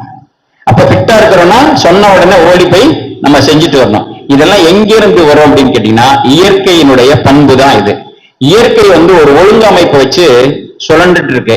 இந்த பூமி வந்து கீழ் நோக்கி இழுக்கக்கூடிய ஒரு சக்தி படைத்தது, சூரியன் வந்து மேல் நோக்கி இழுக்கக்கூடிய ஒரு சக்தி படைத்தது. இந்த ரெண்டுத்துக்கு இடையில இருந்து நம்ம நீங்கிட்டோம் அப்படின்னு சொன்னாக்க, இந்த ரெண்டுத்துக்கு நடுவுல வெட்ட வெளி இருக்கு பாத்தீங்களா, அதுதான் வந்து இந்த ஆற்றல். இந்த பிரபஞ்சத்துல இருக்கிற அத்தனை கோள்களையும் அத்தனை பொருள்களையும் பரிணமிச்சிருக்கிறது இந்த வெட்ட வெளிதான். இந்த பூமி வந்து கீழ் நோக்கி இழுக்கும் போது பூமி சக்தியை நம்ம குறைச்சிட்டு நீர் சக்தியும் குறைச்சு, அதுக்கடுத்து காற்று சக்தியை மாத்தி, அதுக்கப்புறம் வந்து நெருப்பு சக்தி உண்டி பண்ணிடணும். பஞ்சபூதங்களான அந்த உடம்புல முதல்ல எதை நீக்கணும்? நிலம், அதுக்கடுத்து நீர், இதை குறைச்சிட்டு அதுக்கப்புறம் காற்றா மாத்தி, காற்றுலயும் அதுக்கப்புறமா என்ன கொண்டு வரணும்? நெருப்பு சக்தியை கொண்டு வரணும். இந்த நெருப்புல இருந்து அதுக்கப்புறம் என்னமா கொண்டு வரணும்? ஆகாயம்ங்கிறது சுத்த சூடு, அதுதான் உயிர். அப்ப வள்ளல் பெருமானார் எதுவானாரு? நீரானாரா? நிறைய பேரு சித்தர்கள் ஞானிகள்ல சித்தி பெற்றவங்க சொல்லுவாங்க, அவர் நிலத்துல போய் அடங்கிட்டாரு, நீர்ல போய் அடங்கிட்டாரு, இப்படி எல்லாம் வந்து சில பேர் சொல்லுவாங்க. கேள்விப்பட்டிருக்கீங்களா? முத்தி அடைஞ்சவங்களை சொல்லுவாங்க இல்லைங்களா, அவர் நீர் முத்தி அடைஞ்சவர், நிலமாயிடுவாங்க. ஆனா வள்ளல் பெருமானார் இந்த 5 பஞ்சபூதங்களையும் தாண்டி அருட்பெரும் ஜோதி ஆண்டவருடைய உயிர் ஆற்றலாகவே ஆனார். அப்ப அதுக்கு என்ன வழி அப்படின்னு கேட்டீங்கன்னா, நிலம் தவிர்க்கணும், நீர் தவிர்க்கணும், நீர் நிலம் தவிர்க்கிறதுக்கு உண்டான உணவுப் பொருட்களை நம்ம சாப்பிடணும். இந்த எல்லாம் வந்து சொன்னது அந்த உடலுக்கு. இந்த உடலுக்குன்னு சொன்னதான் இப்ப நான் வள்ளல் பெருமானார் சொன்ன பாடல்களுக்கு வர்றேன். வீடுகள் தோறும் விதிநெறி விலங்கு ஆடல் செய் அருளும் அரும்பெரும் சிவமேன்னு சொன்னாரு. நாம என்ன நினைச்சிட்டு இருக்கிறோம்? வீடுகள் தோறும் விதி இருக்கணும், நெறி இருக்கணும்னு சொல்றோம். வீடு எங்க இருக்குது? வள்ளல் பெருமானார் சொன்ன நமக்கு இது வீடு. உள்ளம் பெருங்கோயில், ஊனுடம்பு ஆலயம். இங்க யார் இருக்காங்க? நம்மளுடைய ஜீவன் இங்க இருக்குது. அந்த ஜீவன் தான் நம்மளுடைய கடவுள். அந்த ஜீவனை நீங்க பார்க்கணும் அப்படின்னா நீங்க இந்த உடம்பு என்ன வச்சுக்கணும்? எப்ப சளி இல்லாம இருக்கோ, எப்ப மலம் இல்லாம இருக்கோ, அப்ப உங்களுடைய ஜீவனை நீங்கள் பார்க்கலாம். வள்ளல் பெருமானார் சொன்ன இயற்கை மருத்துவம் நீங்க கடைபிடிக்கிறீங்க அப்படின்னா உங்க உடம்புல மலக்கழிவு தேங்கக்கூடாது, சளி கழிவு தேங்கக்கூடாது. இது ரெண்டும் தவிர்த்து விட்டால் அதன் பிறகு நீங்க ஒரே ஒரு விஷயம் செய்யணும். என்ன செய்யணும்? உங்க உடம்ப பக்குவப்படுத்துற மாதிரி. இப்ப உடம்பு தான் வீடுகள் சொன்னாங்க இல்லைங்களா, இப்ப உடம்பு. அப்ப மனமது செம்மையானால் மந்திரம் ஜபிக்க வேண்டாம். அதுதான் வந்து தவம். தானமும் தவமும் தான் செயல் அருது. தானம்னு சொல்றது என்ன அப்படின்னு கேட்டீங்கன்னா பரோபகாரம். அப்ப தவம்னு என்ன சொன்னது அப்படின்னா, புறத்துல நம்மளை சுத்தி இருக்கிறவங்களை எல்லாம் அமைதிப்படுத்தி அந்த இடத்துல இருந்து நமக்கு ஒரு விகற்பங்கள் வராம இருந்தால் மனம் என்ன ஆகும் அப்படின்னு கேட்டீங்கன்னா, நமக்கு சஞ்சலம் ஆகாது, அமைதி பெறும். அமைதி பெறும் போதுதான் உங்களுக்கு தவம் கூடும். அதனாலதான் பரோபகாரம் செய்யுங்க அப்படின்னு சொல்றாங்க. அப்ப பரோபகாரம் செய்யும் போது அங்க நிறைய பேர்ட்ட நம்ம விகற்பத்தோடு தானே செய்யறோம். இந்த அப்போ போட்டாச்சு போ. வள்ளல் பெருமானார் சொன்ன பரோபகாரம் செய்யறதுக்கு ஒரு உணவு கூடம் எப்படி இருக்கணுங்கிறத சொல்லியிருக்காங்க. அதன் பிரகாரம் உணவு வாங்க வர்றவங்க எல்லாம் எப்படி பாவிக்கணும்னு சொல்லியிருக்காரு. அவங்கதான் கடவுள் அப்படின்னு சொல்லியிருக்காரு. அப்ப அவங்களை கடவுளாகவே பாவித்து ஒரு கடவுளுக்கே நான் செய்யக்கூடிய செயல்களை சரியாக செய்தால் நம்ம வந்து என்ன ஆயிடலாம்? அந்த கடவுளுடைய தன்மை நமக்கு வரும், மனம் பக்குவப்படும், கடவுளாகவே நம்ம ஆகிவிடலாம். இதுக்கு முன்னாடி வந்த அத்தனை ஞானிகளும் என்ன சொன்னாங்க அப்படின்னு கேட்டா, கடவுளை வழிபடுவது எப்படி அப்படி எல்லாம் சொன்னாங்க. ஆனா நாமளே கடவுளாக மாறிவிடலாம் அப்படிங்கறத வள்ளல் பெருமானாருடைய கோட்பாடு. இந்த முறை யாருமே சொன்னது கிடையாது. நம்ம வள்ளல் பெருமானார் தான் நமக்கு அந்த முறைகளை சொல்லியிருக்கிறாங்க, அதுக்கு உண்டான வழிமுறைகளையும் சொல்லியிருக்கிறாங்க. அப்ப முதல்ல நம்ம என்ன செய்யணும்? இந்த உடலை பக்குவப்படுத்துறதுக்கு வீடுகள் தோறும் விதிநெறி விளங்க ஆடல் செய்யாலும் அரும்பெரும் சிவமேன்னு சொன்னது. அதுக்கு அடுத்தது மனத சூட்சமமா ஒண்ணு இருக்கே, நம்ம உடம்புல சூட்சமமா ஒரு பொருள் இருக்கு, அது மனம். அப்ப நமக்கு என்ன ஒழுக்கங்கள் கொடுத்திருக்காங்க? கரண ஒழுக்கம்ங்கிறது இந்த உடம்புக்கு, புலன்களுக்கு, இதெல்லாம் இந்திரிய ஒழுக்கம். கரண ஒழுக்கம், இந்திரிய ஒழுக்கம். இந்திரிய ஒழுக்கம் எதை வச்சு செயல்படுது? நம்ம காது செயல்படுது, கண்ணு செயல்படுது, மூக்கு, வாய், இதெல்லாம் செயல்படுது இல்லையா? இங்க இருக்கிற விஷயங்கள் நம்ம இந்திரியங்கள், ஞானேந்திரியங்கள். இந்த இந்திரியங்கள் செயல்படக்கூடியது, இதை இயக்குறது யாரு அப்படின்னு. அப்ப நம்ம உள்ளுக்குள்ள போகும்போது ஒரு லேயர்ல போய் பார்த்தோம்னா அது மனசுதான் செயல்படுது அப்படின்னு. அப்ப மனம்ங்கிறது என்ன அப்படின்னு கேட்டீங்கன்னா, நம்மளுடைய வினைகளின் கூட்டு தான் மனம். நம்மளுடைய வினைகளின் நல்வினை தீவினை ரெண்டு சேர்ந்த ஒரு கூட்டு தான். அங்கிருந்துதான் எண்ணங்கள் வந்து பிறப்பெடுக்குது. அந்த எண்ணங்களை நம்ம என்ன செய்யணும் அப்படின்னு கேட்டீங்கன்னா, அடுத்தது நல்ல எண்ணங்களாக மாற்ற வேண்டும், தீய எண்ணங்கள்ல இருந்து விடப்படும். ஏன்னா தீய எண்ணங்கள் வந்து மாயையில கொண்டு போய் சிக்கி விட்டுருவோம், பேய்கிட்ட போய் மாட்டிக்குவோம். பேய்னா எங்கேயும் வெளியில எல்லாம் கிடையாது. நம்ம செயல்பாடுகளை நம்ம அனுபவிக்கக்கூடிய துன்பங்களுக்கு பேரு தான் மாயை. நமக்கு துன்பத்தை கொடுக்கக்கூடியதான் மாயை. அதுல போய் மாட்டிக்கிறோம். நமக்கு இன்பம் தரக்கூடிய செயல்கள் நல்ல எண்ணங்களாக மாற்றிக்கொண்டால் நல்ல செயல்களாக மாறிவிடும். நம்ம நல்ல செயல்கள், நல்ல எண்ணங்கள் மனதிலிருந்து உருவாகிறது. ரெண்டு விஷயம், எண்ணம் அப்படிங்கிறது. அந்த எண்ணத்துல நல்ல எண்ணம், தீய எண்ணம். நல்ல எண்ணங்களை உருவாக்கும் பொழுது நல்ல செயல்களாகவும், தீய எண்ணங்களை உருவாக்கும் பொழுது தீய செயல்கள். அப்ப நல்ல எண்ணங்கள், தெய்வங்கள் கூட, இறைவன் கூட, அருட்பெரும் ஜோதி ஆண்டவர் கூட, ஞானிகள் கூட, சித்தர்கள் கூட கனெக்ஷன் ஏற்படுத்திங்க, தொடர்பு வச்சுக்கங்க அப்படின்னு. எப்பவுமே எங்க கூட கனெக்டா இருங்கன்னு சொல்லி டிவில எல்லாம் சொல்லுவாங்க, ஜூம் மீட்டிங்ல சொல்லுவாங்க, எல்லா இடத்துலயும் சொல்லிட்டே இருப்பாங்க. அப்ப நம்ம கூட கனெக்டா எங்க கனெக்டா இருக்கணும் அப்படின்னா, மாயை கூட கனெக்ட் ஆகிற எண்ணங்கள் தவிர்த்துட்டு இறைவன் கூட, சித்தர்கள் கூட, ஞானிகள் கூட, அருட்பெரும் ஜோதி ஆண்டவர் கூட கனெக்ட் ஆகிற மாதிரியான விஷயத்துல நம்ம இருக்கணும். இதுக்கு அப்புறம் கடைசியா ஒண்ணு சொல்றாரு. அப்ப நல்வினை தீவினை இருந்த திருப்பி உங்களுக்கு ஒரு பிறப்பு கொடுக்கும் இல்லையா? அப்ப என்ன சொல்றாங்க, தன்னையே என்ன பண்ணிடணும், அருட்பெரும் ஜோதி ஆண்டவருக்கு அர்ப்பணிச்சிடணும். அர்ப்பணிச்சுட்டா உங்களுக்குன்னு ஒண்ணு கிடையாது இல்லையா? அப்ப நல்லது செஞ்சது, தீயது செஞ்சது எல்லா அக்கௌண்ட்ல எங்க போயிடுது, அருட்பெரும் ஜோதி ஆண்டவர்கிட்ட போயிடுது. அப்ப உடல், பொருள், ஆவி எல்லாத்தையும் உவப்போடு யார்கிட்ட கொடுத்தாச்சு, அவர்கிட்ட தானமா பண்ணாச்சு. இப்ப நம்மங்கிறது ஒண்ணு இல்லையா அப்படிங்கிற இடத்துலதான் உங்களுக்கு சாகா கல்வி முற்று பெறுகிறது. முடிஞ்சிச்சுங்க, அவ்வளவுதான். இந்த 3 நிமிஷம் ஐயா கொடுத்துருக்காங்க. அந்த 3 நிமிஷத்துல ஒரு கதையை சொல்லிடுறேன். இப்ப 2 விஷயம் நமக்கு என்ன வேணும், வள்ளல் பெருமானாருடைய சாகா கல்வியில ஒண்ணு சத்து விசாரம். இந்த மாதிரி கூட்டங்கள்ல இந்த மாதிரி நல்ல சிந்தனையோடு இருப்பது, பரோபகாரம் அப்படிங்கிற ஒரு செயல்பாடுகள்ல உணவு கொடுக்கிறது, ஏதாவது ஒரு உயிர் துன்பப்படும் பொழுது அவங்களுக்கு உதவி செய்யறது, இதெல்லாம் பரோபகாரம். அதுக்கப்புறம் இன்னொரு செயல்பாடு என்ன இருக்குது, நம்மை பற்றி சத்துவிசாரம் பண்ணுவது, இறைவனை பற்றி நினைப்பது. அதான் நினைந்து நினைந்து அப்படின்னு சொல்லிட்டு இந்த இடத்துல ஒரு கதையை சொல்றேன். கதையை சொல்லி நம்ம நிகழ்ச்சியை நிறைவு செய்யறேன். எப்பவுமே எல்லா நிகழ்ச்சிக்கு போனா கதை சொல்றது வழக்கம். சில பேர் அதை ரொம்ப ஆர்வமா கேட்கிறாங்க. பொருந்தக்கூடிய ஒரு கதைகளா சொல்லணும் அப்படின்னு நான் நினைக்கிறேன் சன்மார்க்கத்துக்கு. இந்த கதை ஒரு புத்தகத்திலிருந்து எடுத்தது. ஒரு பெரிய உலக புகழ் பெற்ற ஒரு புத்தகம், யூ கேன் வின் அப்படிங்கிற ஒரு புத்தகம். இது வியாபாரத்துல இருக்கிறவங்க அதிகமா படிச்சு இந்த புத்தகங்களை நிறைய பேருக்கு ரெக்கமெண்ட் பண்ணக்கூடிய ஒரு புத்தகம். எழுதினவர் ஷிவ்கியர் அப்படின்னு. அதுல இருந்து அந்த கதை என்ன சொல்ல வருது அப்படின்னு கேட்டீங்கன்னா, ஒரு பெரிய டிம்பர் டிப்போ, மரம் வெட்டக்கூடிய, மரம் எல்லாம் அறுக்கிறாங்கல்ல, அந்த மாதிரி ஒரு பெரிய டிம்பர் டிப்போ. இப்பதான் உபகரணம் எல்லாம் வந்தாச்சு, மோட்டர்ல வச்செல்லாம் அறுக்கிறாங்க. அப்பெல்லாம் என்ன பண்ணுவாங்க, ஒரு மனிதர்கள் தான் அதை வெட்டுவாங்க. அப்ப அந்த மாதிரி நிறைய வெட்டக்கூடிய தொழிலாளர்கள் வேலை செய்யறாங்க. டிம்பர் டிப்போல நிறைய செஞ்சுட்டு இருக்காங்க. அப்போ ஒரு அதிகமா வெளியில அனுப்பி வைக்க வேண்டிய ஒரு சூழ்நிலை வருது. இன்னும் நிறைய ஆட்களை நியமிக்கிறாங்க மரம் வெட்டுறதுக்கு. அப்ப இன்னொரு ஒரு செக்ஷன்ல ஒரு பக்கத்துல இதெல்லாம் வெட்டுங்க அப்படி சொல்லி கொஞ்சம் பேர்களை கொண்டு நியமிக்கிறாங்க. இப்ப ஏற்கனவே ரொம்ப நாளா வெட்டிட்டு இருக்கிறவங்க எல்லாம் வெட்டிட்டு இருக்காங்க. அவங்க ஒரு குறிப்பிட்ட அளவு கூலி கொடுக்குறாங்கன்னு வச்சுங்க. இப்ப ஒரு 10 ரூபா ஒரு நாளைக்கு கூலி, அந்த காலத்துல வச்சுக்கோங்க, 10 ரூபா ஒரு நாளைக்கு கூலி கொடுக்குறாங்க. இப்ப இவங்க எல்லாம் ஒரு 20-30 வருஷமா வேலை செய்யறவங்க. இப்ப புதுசா வந்தவங்களுக்கு இப்ப என்ன பண்ணிட்டாங்க, இவங்க நிறைய ப்ரொடக்ஷன் எல்லாம் போடுறாங்க. அதை பொறுத்து என்ன பண்ணிட்டாங்க, இவங்களுக்கு கூடுதலா சம்பளம் கொடுக்கணும், 20 ரூபா கொடுக்குறாங்க. இப்ப ஏற்கனவே வேலை செய்யறவங்களுக்கு எல்லாம் பார்க்கும்போது ரொம்ப மனசுக்கு வேதனையா இருக்கு. என்னங்க, நாங்க ஒரு 20-30 வருஷமா எல்லாம் வேலை செய்யறோம், எங்களுக்கு கூலி கம்மியா கொடுக்குறீங்க, நீங்க அவங்களுக்கு மட்டும் அதிகமா கூலி கொடுக்குறீங்க, இது நியாயமே இல்லை அப்படின்னு சொல்லிட்டு முதலாளி என்ன சொல்றாரு அப்படின்னு கேட்டீங்கன்னா, அப்பா நீங்க எல்லாம் ரொம்ப நாளா வேலை செய்யறீங்க, ஆனா நீங்க எவ்வளவு எனக்கு வெட்டி கொடுக்குறீங்களோ அவ்வளவுக்குதான் நான் கூலி கொடுக்க முடியும். அவங்களுக்கு அதிகமா பண்றதுனால அவங்களுக்கு அதிகமா நான் கூலி கொடுக்குறேன் அப்படின்னு சொல்லி 20 ரூபா. இப்ப இவங்க ஒரு நாளைக்கு எத்தனை கட் பண்ணி போடுறாங்க, 10. அவங்க ஒரு 15, இப்ப 20 அது மாதிரி கொடுக்குறாங்க. அப்ப அதனால அவங்களுக்கு 10 ரூபா கொடுக்கறதுல 15 ரூபா கொடுக்குறாரு. அப்ப இது சொல்லும் போது என்ன ஆகுது, ஐயா முடிச்சிருங்க, முடிஞ்சு. இப்ப என்னாச்சு அப்படின்னு கேட்டீங்கன்னா, அவங்க கேட்கறாங்க, எப்படி நீ போய் பாருங்க, அங்க போய் பாருங்க அப்படின்னு சொல்றாங்க.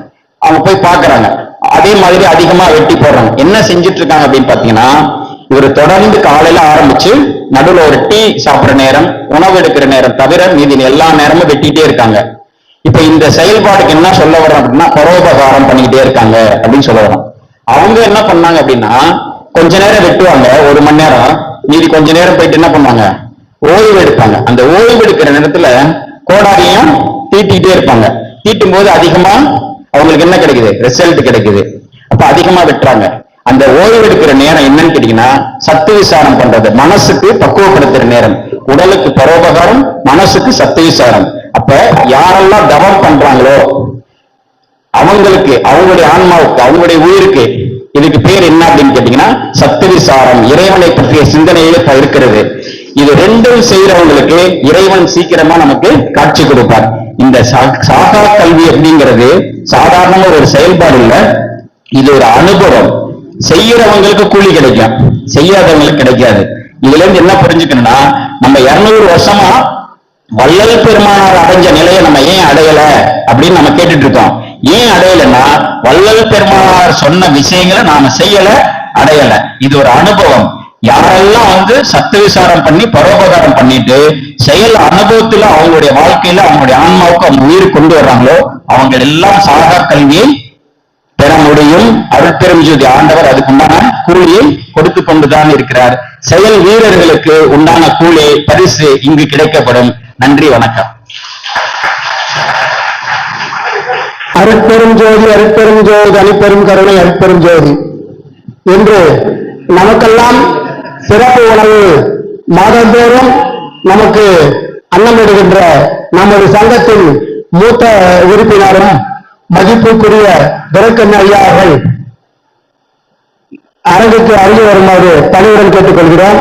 அவருக்கு சென்னை மாவட்ட சன்மார்க்க சங்க ஒருங்கிணைந்த சன்மார்க்க சங்கத்தினுடைய தலைவர் செம்மறி தண்டபாணி ஐயா அவர்கள் சங்கத்தின் சார்பாக பயனாடை அணிவித்து அவர்கள் நம்மளுடைய நன்றி கலந்த மரியாதையும் அன்பையும் வணக்கத்தையும் தெரிவித்தார்.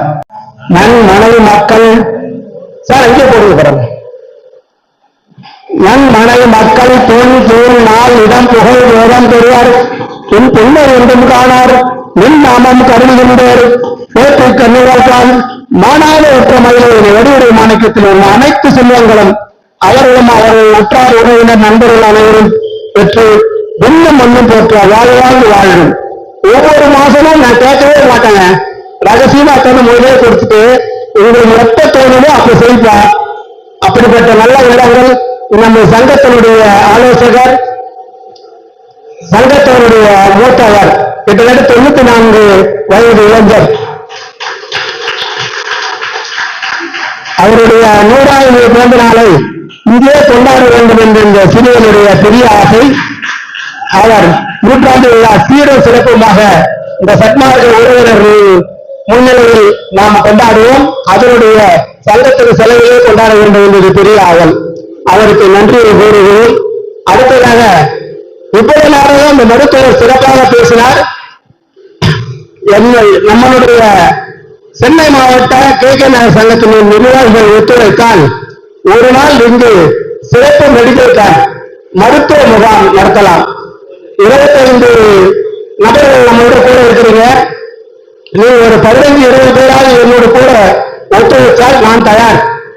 கிட்டத்தட்ட ஒரு 200 பேருக்கு 2-3 மருத்துவர்களை அவர்கள் அழைத்து வர சொல்லி பிணிப்போக்க நாம் உதவி செய்வோம்.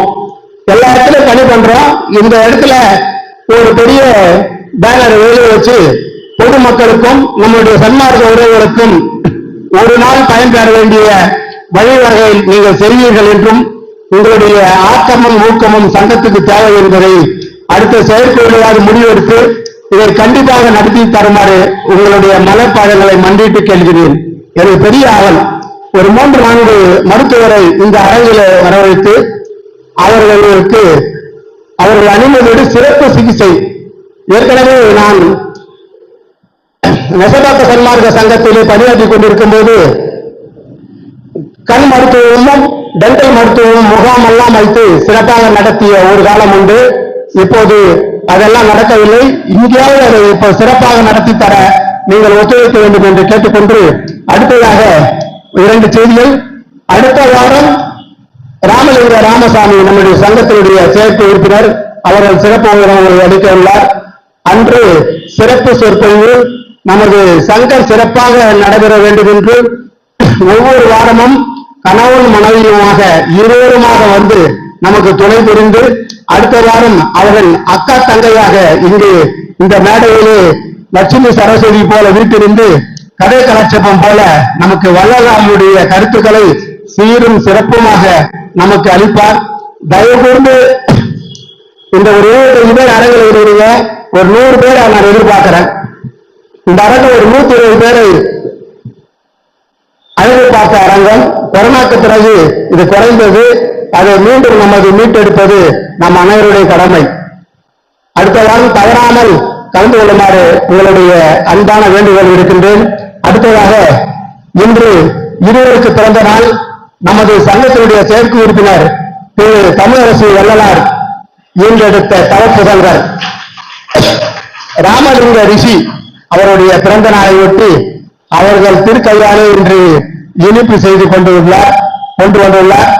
அவருடைய அன்பு, அவருடைய மகனார் எல்லோரும் போற்றும் பெரிய மாணாக்கராக, பெரிய புகழ்பெற்ற ஒரு நல்ல மனிதராக இந்த உலகில் வாழ்ந்து அவர்கள் சீரும் சிறப்புமாக நல்ல பெயர் எடுக்க வேண்டும் என்றும் அவர்கள் என்று வள்ளலார் துணை இருப்பார் என்றும் தமிழக அரசினுடைய பணி சிறக்க வேண்டும் என்றும் உங்கள் சார்பாக கேட்டுக்கொண்டு, அடுத்ததாக மானசா அம்மா ஈண்டெடுத்த தவப்புல குழந்தை பிரவீன் அவர்கள் 2 வயது குழந்தை இன்று பிறந்த நாள்.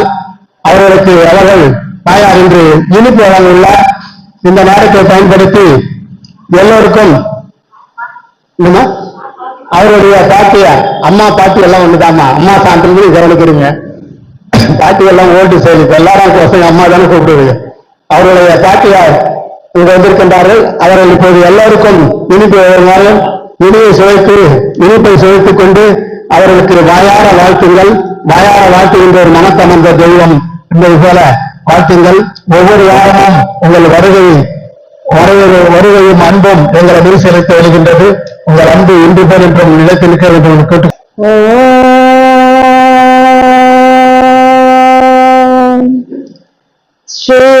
ஸ்ரீராமலிங்க நமஹ அருட்பெருஞ்சோதி அருட்பெருஞ்சோதி தனிப்பெருங்கருணை அருட்பெருஞ்சோதி திருவருட்பிரகாச வல்லலார் தெய்வத் திருவடிகளே சரணம் சரணம் சரணம். அண்ணனைய ஒருமைப்பாட்டு உரிமையுடைய சகோதர சகோதரர்கள் அனைவருக்கும் மாலை வணக்கம். இங்க 552வது கூட்டம். அண்ணா இன்னைக்கு கூட்டம் கம்மினாங்க, ஆனா நிறைவாதான் இருக்கு. ஒரு 2-3 சேர் தான் ஃபில் ஆகாம இருக்கு, எல்லாம் நிறைவாதான் இருக்குது, கம்மியாலாம் இல்ல. யாரும் வரமாட்டாங்க, இன்னைக்கு நேற்று பூசம், அதனால யாரும் வரமாட்டாங்கன்னு அப்படியெல்லாம் இல்ல. கேட்கணும்ன்ற அந்த உண்மையான ஒரு அருள் இருந்ததுன்னா அவங்க தன்னால வந்துருவாங்க. எந்த இடத்துல சக்கரை இருக்குதோ அந்த இடத்துல எறும்பு தன்னால வந்துடும்.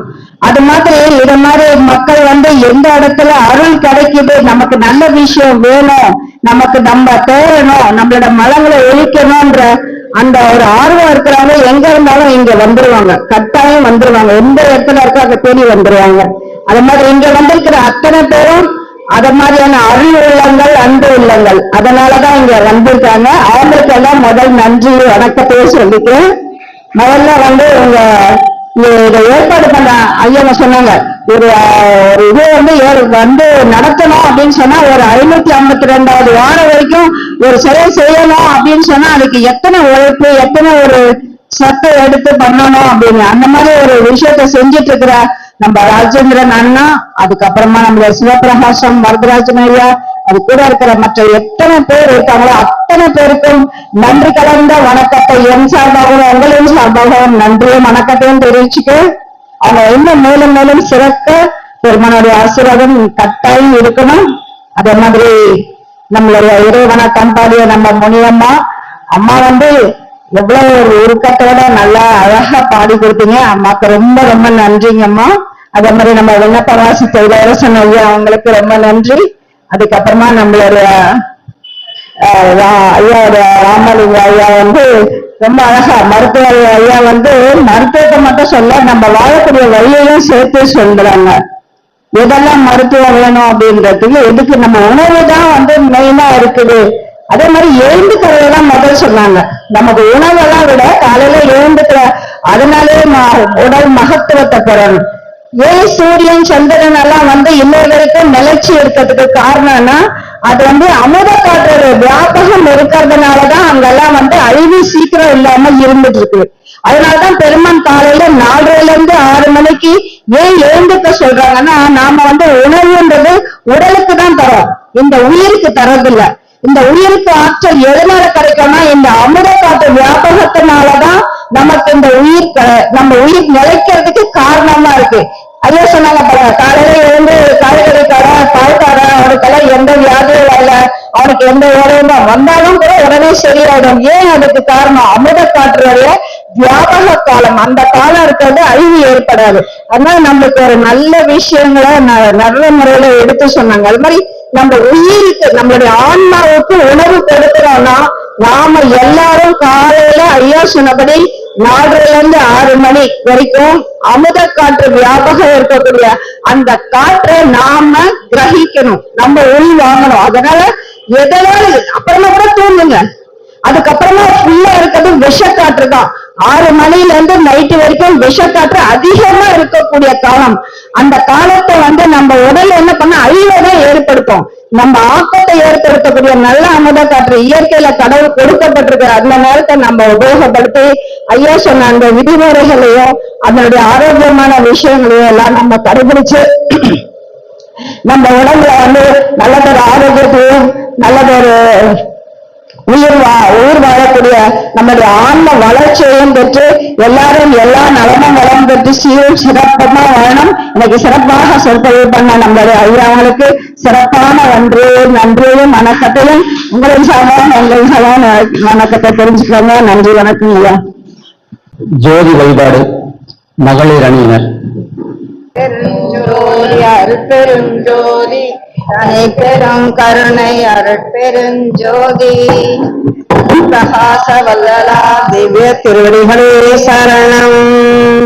ஜோதி ஜோதி ஜோதி சுயம் ஜோதி ஜோதி ஜோதி தரம் ஜோதி ஜோதி ஜோதி அருள் ஜோதி ஜோதி ஜோதி சிவம் வாம ஜோதி சோம ஜோதி ஞான ஜோதி ஞான ஜோதி மக ஜோதி மோக ஜோதி வாத ஜோதி நாத ஜோதி ஏன ஜோதி ஹோம ஜோதி ஏரு ஜோதி நீரு ஜோதி ஏக ஜோதி ஏக ஜோதி ஏக ஜோதி ஏக ஜோதி ஆதி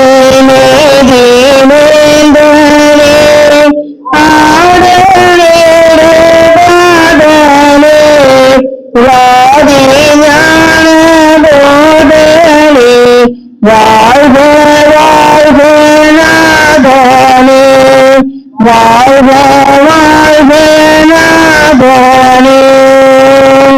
அருட்பெருஞ்சோதி அருட்பெருஞ்சோதி தனி பெரும் கருணை அருட்பெருஞ்சோதி வல்லலா திவ்ய திருவடிகளே சரணம். ராமலிங்காபயம் ராமலிங்காபயம் ராமலிங்காபயம். திருச்சிற்றம்பலம்.